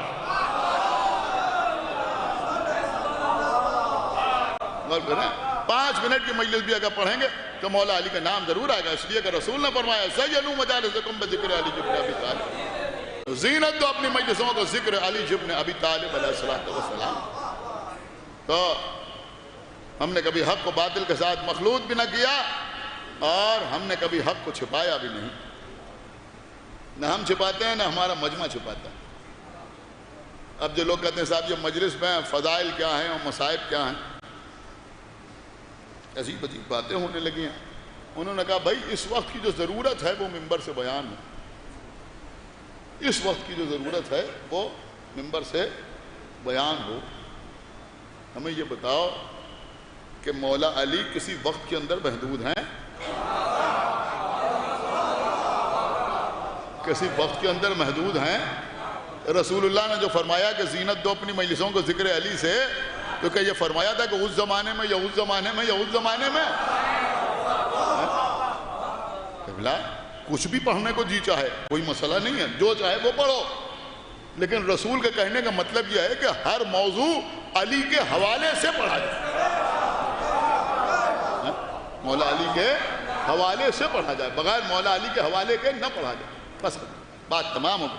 تو یہ فضائل اور مصائب امام حسین علیہ السلام یہی ہماری مجالس کا جزء. جب آپ فضائل سنتے ہیں تو خوش ہوتے ہیں جیسے ابھی آپ خوش ہو رہے ہیں, اور جب آپ مصائب سنتے ہیں تو آنکھوں میں آنسو آتے ہیں. بے شک ہم نہ محقق ہیں نہ مجدد ہیں نہ مفسر ہیں, ہم کہہ رہے ہیں اپنے لیے, نہ عالم ہیں نہ حجت الاسلام ہیں. آپ یقین مانیں میں بالکل صحیح عرض کر رہا ہوں, نہ مولوی ہیں نہ مولانا ہیں, لیکن الحمدللہ ہم ذاکر ہیں. ایک صلوات پڑھ دے پر محمد وآل محمد. ذاکر ہونا کوئی معمولی بات نہیں. الحمدللہ ہم اہل بیت کے ذاکر ہیں, ہم اہل بیت کے ذاکر ہیں. اور میں سمجھتا ہوں کہ اگر کوئی ذاکر ہے, اگر کوئی ذاکر ہے ممبر پہ آتا ہے فضائل اہل بیت بیان کرتا ہے, تو اگر ذاکر ہونے کے بعد کچھ اور بننے کی تمنا ہے دنیاوی اعتبار سے تو وہ شخص ذاکر کہلانے کے لائق نہیں.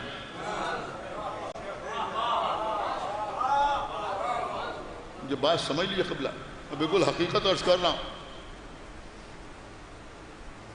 ہم ذاکر ہیں تو حسین کے ذاکر ہیں. ہماری ذاکری، ہماری خطابت صرف امام حسین کے لیے. ہم نے اس کو کسی اور کے لیے کبھی استعمال نہیں کیا. سمجھ رہے ہیں آپ؟ نہ کر سکتے. آج کل ڈائلوٹ کرنے کے لیے کہا وہ تو ذاکر ہیں. ہمیں سنا میر انیس علی اللہ مقامہ نے فرمایا، لیکن ذاکر کیا ہوتا ہے؟ وہ فرماتے ہیں بالیدہ ہوں، بالیدہ ہوں، کیا اوج مجھے آج ملا. اوج اور آج مولا خدا کی اللہ ان کے درجات میں مزید اضافہ فرمائے. وہ فرماتے ہیں بالیدہ ہوں، کیا اوج مجھے آج ملا. ذل علم، ذل کہتے ہیں صاحب، ذل علم صاحب معراج ملا.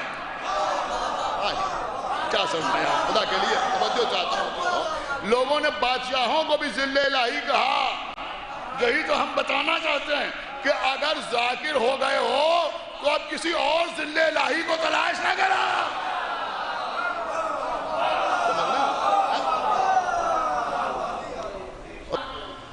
کہ اس چکر میں گنگ ہو جاتی ہے زبان. میں سچ عرض کر رہا ہوں آپ کی خدمت میں، اگر ذاکر ہیں تو ذاکر رہیے. بہت بڑا شرف ہے ذاکر ہونا. الحمدللہ بالیدہ ہوں، کیا اوج مجھے آج ملا. ذل علم صاحب معراج ملا. دو مصرع سنیں، ذل علم صاحب معراج ملا. اور منبر پر نشست، لیکن معمولی نہیں ہے. آخری آدمی تک توجہ چاہتا ہوں کہ منبر پر نشست، سر پہ حضرت کا علم. اللہ اکبر. سنو یہ مجمع. منبر پر نشست، منبر پر نشست، سر پہ حضرت کا علم. اب چاہیے کیا؟ تخت ملا، تاج ملا. اب چاہیے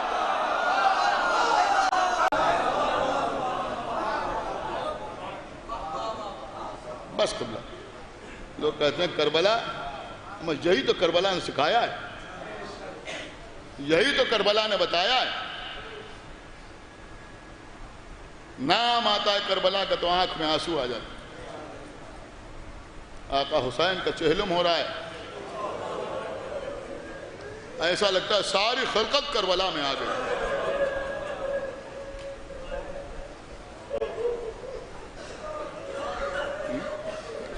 زمین کشادہ ہو گئی.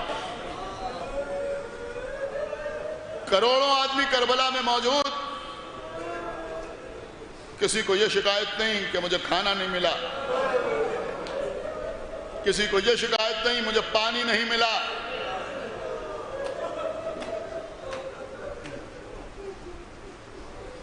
اور عزیزوں جو کربلا میں ہیں ان کے پاؤں میں لگی ہوئی مٹی پر ہمارا سلام. لیکن جو لوگ نہیں جا سکے، میں سمجھتا ہوں آج لکھنؤ میں بھی آپ نے ایک ہلکی سی جھلک تو دیکھی. کوئی تقابل نہیں. کربلا تو بس کربلا ہے.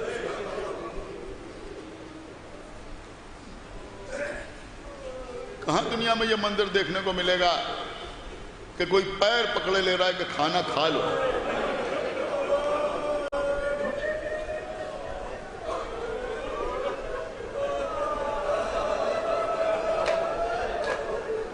پیر پکڑے لے رہا ہے کھانا کھا لو.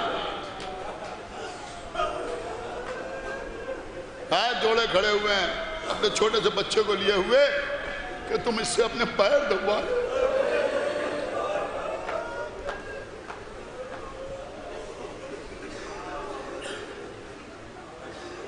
بمبئی میں محفل صاحب برسان کے ٹرسٹی ہیں مصطفیٰ پارک صاحب، بڑے اچھے آدمی ہیں، ہمارے ان سے تعلقات ہیں. انہوں نے ایک واقعہ بیان کیا کہ ان کے استاد نے ان سے بیان کیا، ان کے استاد کے سامنے یہ واقعہ ہوا کہ وہ مشی کر رہے تھے اور ایک موقف پر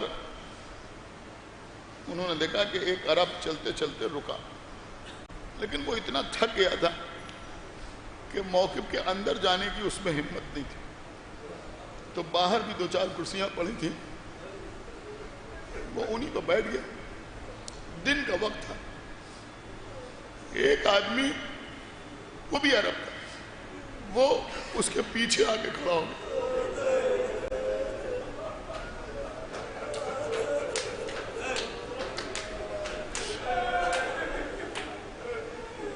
یہ شخص جو بیٹھا ہوا تھا، جب اسے احساس ہوا کہ کوئی پیچھے کھڑا ہے تو اس نے پلٹ کے دیکھا، اسے سلام کیا، اس نے جواب سلام دیا. تو اس نے سوچا کہ شاید یہ کچھ چاہتا ہے، تو اس نے اس سے پوچھا کہ تم کھانا کھاؤ گے؟ اس نے کہا نہیں. اس نے کہا پانی پیو گے؟ اس نے کہا نہیں. اس نے سوچا شاید مسکین ہے، غریب ہے، اس نے کہا کچھ رقم نکال کے دی. اس نے کہا نہیں، کچھ نہیں چاہیے. تو اس نے کہا کہ پھر تم جاؤ. تو اس نے کہا نہیں، مجھے کھڑا رہنے دو. اس نے کہا تم کیوں کھڑے ہو؟ اس نے کہا نہ پوچھو تم کیوں کھڑا ہو. کہ نہیں بتاؤ کیوں کھڑے ہو؟ کہا تم میرے مولا کے ظاہر ہو، تم سے گزارش اتنی ہے کہ تم دعا کرو کہ آقا عباس میری اس حقیر سی خدمت کو قبول کر لیں جو میں اس وقت انجام دے رہا ہوں. اس نے کہا تم کیا کر رہے ہو؟ اس نے کہا میں اس وقت بڑے مصیبت کے دور سے گزر رہا ہوں، میرے حالات بہت خراب ہیں. اس وقت میرے پاس اتنی رقم نہیں ہے کہ میں کسی زائر کو کھانا کھلا دوں.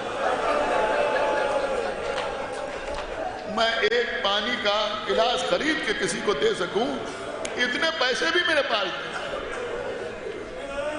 پھر تم ہمارے پیچھے کیوں کھڑے؟ میں کھڑا اس لیے ہوں کہ میں کچھ نہیں کر سکتا، لیکن تھوڑی دیر حسین کے ظاہر سے دھوپ کو روک سکتا. اللہ اکبر. قسم خدا کے عزیزوں، بڑی بڑی شبیداریاں اپنی جگہ پر، خدا ان کو بھی جزا عطا کرے. بڑے بڑے پروگرام اپنی جگہ پر، لیکن امام حسین کے چاہنے والے کب کیا خدمت انجام دے رہے ہیں کسی کو کیا پتا. کس نے کس خلوص کے ساتھ اس مجلس میں کسی زائر کی چپل سیدھی کر دی. ذہن میں یہ ہے کہ یہ حسین کا زائر ہے. کون ہے ہمیں نہیں معلوم، بس میرے مولا کا زائر ہے. کسی بزرگ آدمی کو کسی نے سہارا دے دیا یہ سوچ کے کہ یہ حسین کا ظاہر ہے. لیکن ایک جملہ کہوں گا، اس حسین کے ظاہر سے دھوپ کو روکنے کے لیے ایک شخص کھڑا ہے جس کا لاشا دھوپ میں پڑا ہوا.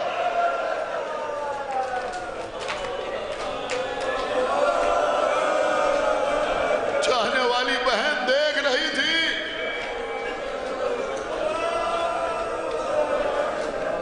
یہ 40 پر اتنا زور کیوں ہے؟ اتنے لوگ کیوں آتے ہیں؟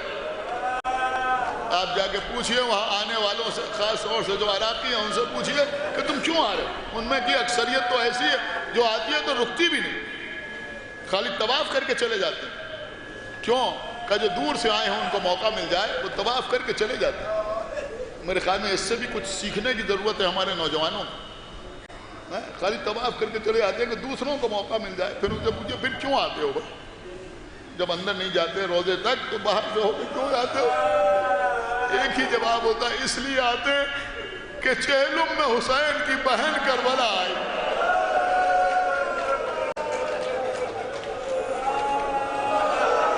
اللہ اکبر. زینب کربلا آئی. عزیزو ہمارے ہاں اگر کسی مرحوم کا 40واں ہوتا ہمارے یہاں دیکھیے یہ باتیں شاید کوئی اور نہ پڑھے، لیکن میں اس لیے پڑھتا ہوں کہ ہم بھی اسی شہر کے رہنے والے ہیں، اور ہمارے یہاں اتنی احتیاط رکھی گئی کہ آقا حسین کی نظر ہوگی اپنے مرحوم کا فاتحہ ہوگا، سمجھ رہا، لفظ ہی الگ الگ رکھے گئے،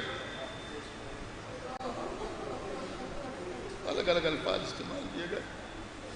اسی طرح سے 40واں یہ لفظ اپنے مرحوم کے لیے استعمال ہوگا، چہلم یہ لفظ حسین کے لیے استعمال ہوگا۔ ہم جانتے ہیں کہ معنی وہی ہیں، لیکن یہ چہلم جو ہے وہ ہمارے ابا کا نہیں ہوگا، ان کا 40واں ہوگا، امام حسین کا چہلم ہوگا، اس لیے کہ یہ حسین سے منسوب ہے۔ جب ہمارے یہاں کسی کا 40واں ہوتا ہے تو 40ویں کے دوسرے دن گھر کی خواتین قبرستان جاتی اپنے مرحوم کی قبر پر فاتحہ پڑھنے کے لیے، اور فاتحہ بھی پڑھتی ہے، ساتھ ساتھ آقا حسین کا ماتم بھی کرتی ہیں۔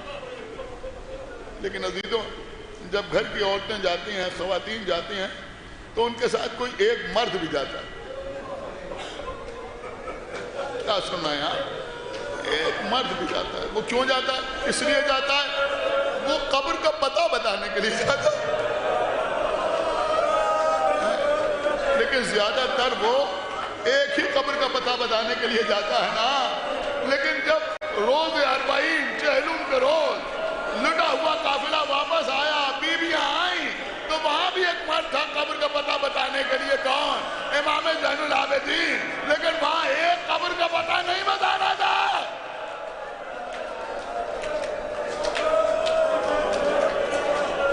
روئیے عزیزوں، آج آقا حسین کا چہلم، عباس کا چہلم، 18 برس کے علی اکبر کا چہلم، 13 برس کے قاسم کا چہلم، 6 مہینے کے علی اصغر کا چہلم،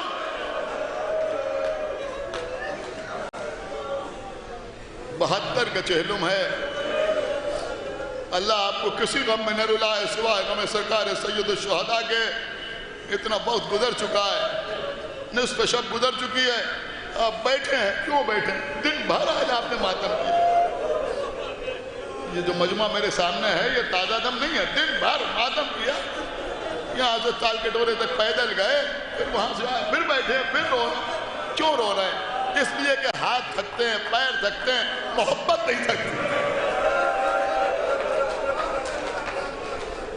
امام زین العابدین کے ساتھ ساتھ بیویاں چلیں۔ عزیزوں، زیادہ تفصیلات نہیں، لیکن مقتل میں ایک جملہ ملا، وہ جملہ یہ ملا، بس اگر آپ نے محسوس کر لیا تو آپ کی آوازیں ضرور بلند ہوں گی کہ کربلا کی سرزمین پر کسی بی بی کو ہماری سے اتارا نہیں گیا۔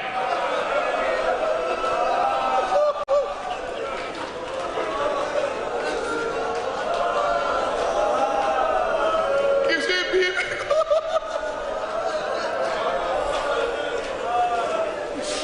ہماری سے اتارا نہیں گیا، ہر بی بی نے اپنے کو ناکے پتے گرا دیا۔ امام زین العابدین سب بیویوں کو لے کے چلے۔ ایک مرتبہ شہزادی زینب نے کہا، بیٹا سید سجاد، پہلے میں اپنے بھیا عباس کی خبر بجاؤں گی۔ آئیں آقا عباس کی خبر پر بڑا گریا ہوا، ہر بیوی شکوہ کر رہی تھی، عباس تمہارے بعد اکبر مارے گئے، عباس تمہارے بعد علی اصغر کو تیر کا نشانہ بنایا گیا، عباس تمہارے بعد حسین پس گردن سے دبا ہو گئے، عباس تمہارے بعد سر سے چادر چھینی گئی، عباس ہمیں دیار بدیار پھرایا گیا۔ لیکن میں مساج میں آج کوئی کمی نہ کروں گا۔ یہاں سے بیویاں اٹھی، امام زین العابدین آگے آگے، بیویاں پیچھے پیچھے، آقا حسین کی قبر پر پہنچے، آقا حسین کی قبر پر پہنچے۔ وہاں جا کے زینب نے عجیب بیان کیے، بھیا حسین یہ بہن شرمندہ ہے، بھیا تم نے جاتے جاتے کچھ امانتیں میرے حوالے کی تھی، میں تمہاری خاص امانت کو بچا کے نہ لا پائی، سکینہ قید خانہ شام میں مر گئی۔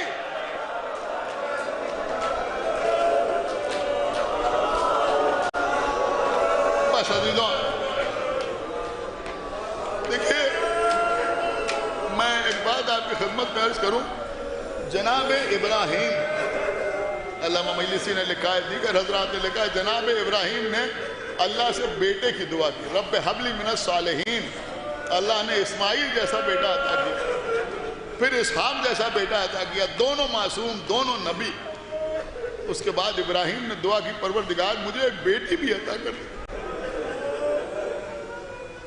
مجھے ایک بیٹی بھی عطا کر دے۔ پوچھا کہ بیٹی کی دعا کیوں کر رہے ہو؟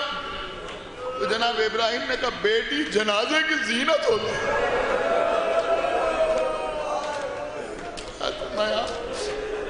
بیٹی جنازے کی زینت ہوتی ہے، کسی کا تیجا ہو، 40واں ہو، آپ نے محسوس کیا ہوگا کہ جو سب سے بلند آواز ہوتی ہے گریے میں وہ بیٹی کی ہوتی ہے، لیکن حسین کی بیٹی حسین کا چہلم نہ کر سکتی۔ بس مجلس تمام ہو گئی، حسین کی بیٹی قید خانے میں یہ ارمان لے کے مر گئی کہ ہم وطن کب واپس آئیں گے۔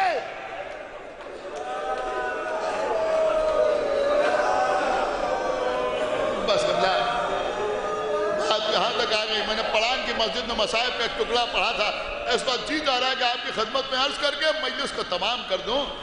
علامہ رشید ترابی بھی اس واقعے کو بڑے اچھے انداز میں بیان کرتے تھے کہ عزیزو کربلا کے واقعے کے تقریباً 150 سال کے بعد جب وہ قید خانہ بھی زمیندوز ہو گیا، میدان ہو گیا، جس میں حرم 1 سال سے زیادہ کے عرصے تک مقید رہے تھے، اسی قید خانے میں تو بی بی کی قبر تھی۔ ایران کا ایک تاجر تھا جس کا نام تھا سید احمد، اس کی زوجہ کا نام تھا خدیجہ۔ وہ کسی تجارتی سفر پہ جا رہا تھا، دمشق سے گزرا، ایک جگہ پر اس نے اپنے خیمے لگائے، رات کو اپنے خیمے میں سویا، اس کی زوجہ بھی ساتھ تھی، اس کے نوکر جا کر دوسرے خیموں میں آرام کر رہے تھے۔ نصف شب گزرنے کے بعد اس کی زوجہ نے اسے جگایا، تو اٹھا، کیا بات؟ کہا ابھی میں نے عجیب خواب دیکھا۔ کیا خواب دیکھا؟ کہ میں نے خواب دیکھا کہ ایک چھوٹی سی بچی آئی،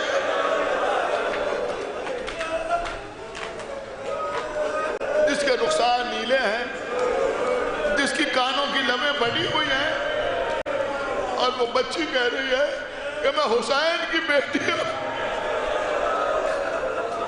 میری قبر میں پانی آ رہا ہے۔ تم اپنے شوہر سے کہو کہ میری قبر کی مرمت کر دے یا مجھے کسی دوسری جگہ منتقل کر دے۔ یہ شخص سید تھا، آل رسول تھا، اس نے باہر نکل کے ادھر ادھر دیکھا، کوئی قبر نظر نہیں آئی، بہرحال رات بھر جاگتا رہا، پریشان رہا، پھر دن میں اپنے کاموں میں مشغول رہا، رات میں پھر خواب دیکھا اس کی زوجہ نے کہ میں نے کہا تھا میری قبر میں پانی آ رہا ہے، کہ تو نے اپنے شوہر سے کہا نہیں؟ تو اس نے کہا کہ بی بی میں نے اپنے شوہر سے کہا تھا، انہوں نے تلاش بھی کیا لیکن کہیں آپ کی قبر نظر نہیں آئی، آپ بتائیے آپ کی قبر کہاں ہے؟ بی بی نے کہا تمہارے خیمے کے دروازے پر میری قبر ہے۔ اس کی آنکھ کھلی، اس نے اپنے شوہر سے کہا کہ پھر آج میں نے خواب دیکھا، وہ بچی پھر آئی اور اس بچی نے مجھ سے کہا تمہارے خیمے کے دروازے پر میری قبر ہے، اپنے شوہر سے کہو کہ میری مدد کرے، میری نصرت کرے۔ اب اسی کو یہ بیدار ہوا، صبح ہوئی، اس نے اپنے نوکروں کو بلایا، اپنے غلاموں کو بلایا کہ اس جگہ پر کھدائی کرو۔ انہوں نے کھودنا شروع کیا، جب کھودنے لگے تو کھودتے کھودتے کچھ احساس ہوا کہ پٹرے سامنے آ رہے ہیں۔ یہ سمجھ گیا کہ یہاں پہ قبر ہے، اس نے اپنے نوکروں سے کہا تم دور ہٹ جاؤ، اپنی زوجہ سے کہا کہ تمہاری جو کنیزیں ہیں تو اور خواتین تمہارے ساتھ ہیں ان کو لے کے آؤ. وہ ان سب کو لے کے آئی. کہ اب ان پٹھوں کو تم ہٹاؤ. یہ سمجھ گیا کہ بات کیا ہے کہ ان پٹھوں کو تم ہٹاؤ. اس نے ان پٹھوں کو ہٹایا. اب جو ہٹایا تو ایسا محسوس ہوا کہ جیسے ابھی ابھی کسی کو دفن کیا گیا. اس کی زوجہ نے روتے میں پکار کے کہا کہ ہاں ہاں یہاں حسین کی یتیمہ موجود ہے.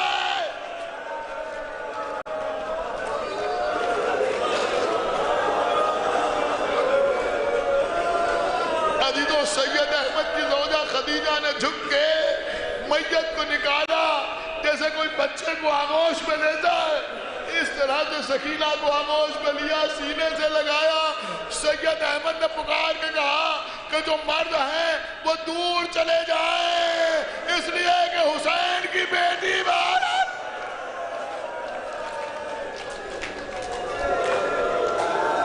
لوگ جب دور چلے گئے تو یہ بی بی خدیجہ اس جنازے کو اپنے سینے سے لگائے ہوئے عورتوں کے جھرمٹ میں جا کے بیٹھی. ایک پردہ آویزاں کیا گیا.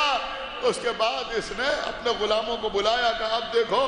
انہوں نے دیکھا, قبر کو دیکھا کہ یہاں سے پانی آ رہا ہے, یہاں سے پانی آ رہا ہے.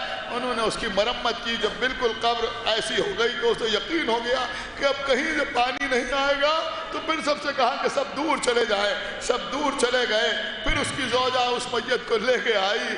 سکینہ کو پھر احترام کے ساتھ قبر میں لٹایا گیا, پٹھے لگائے گئے, قبر کو برابر کیا گیا. بس مجلس تمام ہے عزیزوں. دن گزر گیا روتے روتے. سید احمد بھی روتا رہا, اس کے گھر والے بھی روتے رہے, اس کی زوجہ بھی گریہ کرتی رہی. پھر رات آئی. اب جو اس کی زوجہ سوئی تو اس نے عجیب خواب دیکھا کہ وہ بچی تنہا نہیں آئی ہے بلکہ اس کی انگلی پکڑے ہوئے ایک بی بی سیاہ چادر اوڑے ہوئے آئی. آگے کہا کہ بی بی میں تیرا اور تیرے شوہر کا شکریہ ادا کرنے کے لیے آئی ہوں کہ تم نے میری پوتی کا خیال.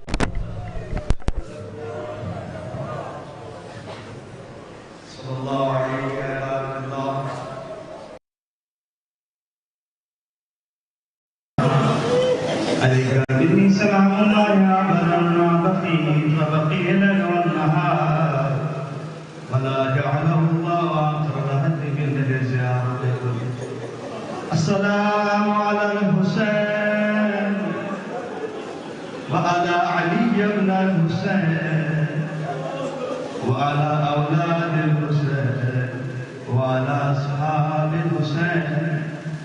السلام عليك يا أسيل القربات.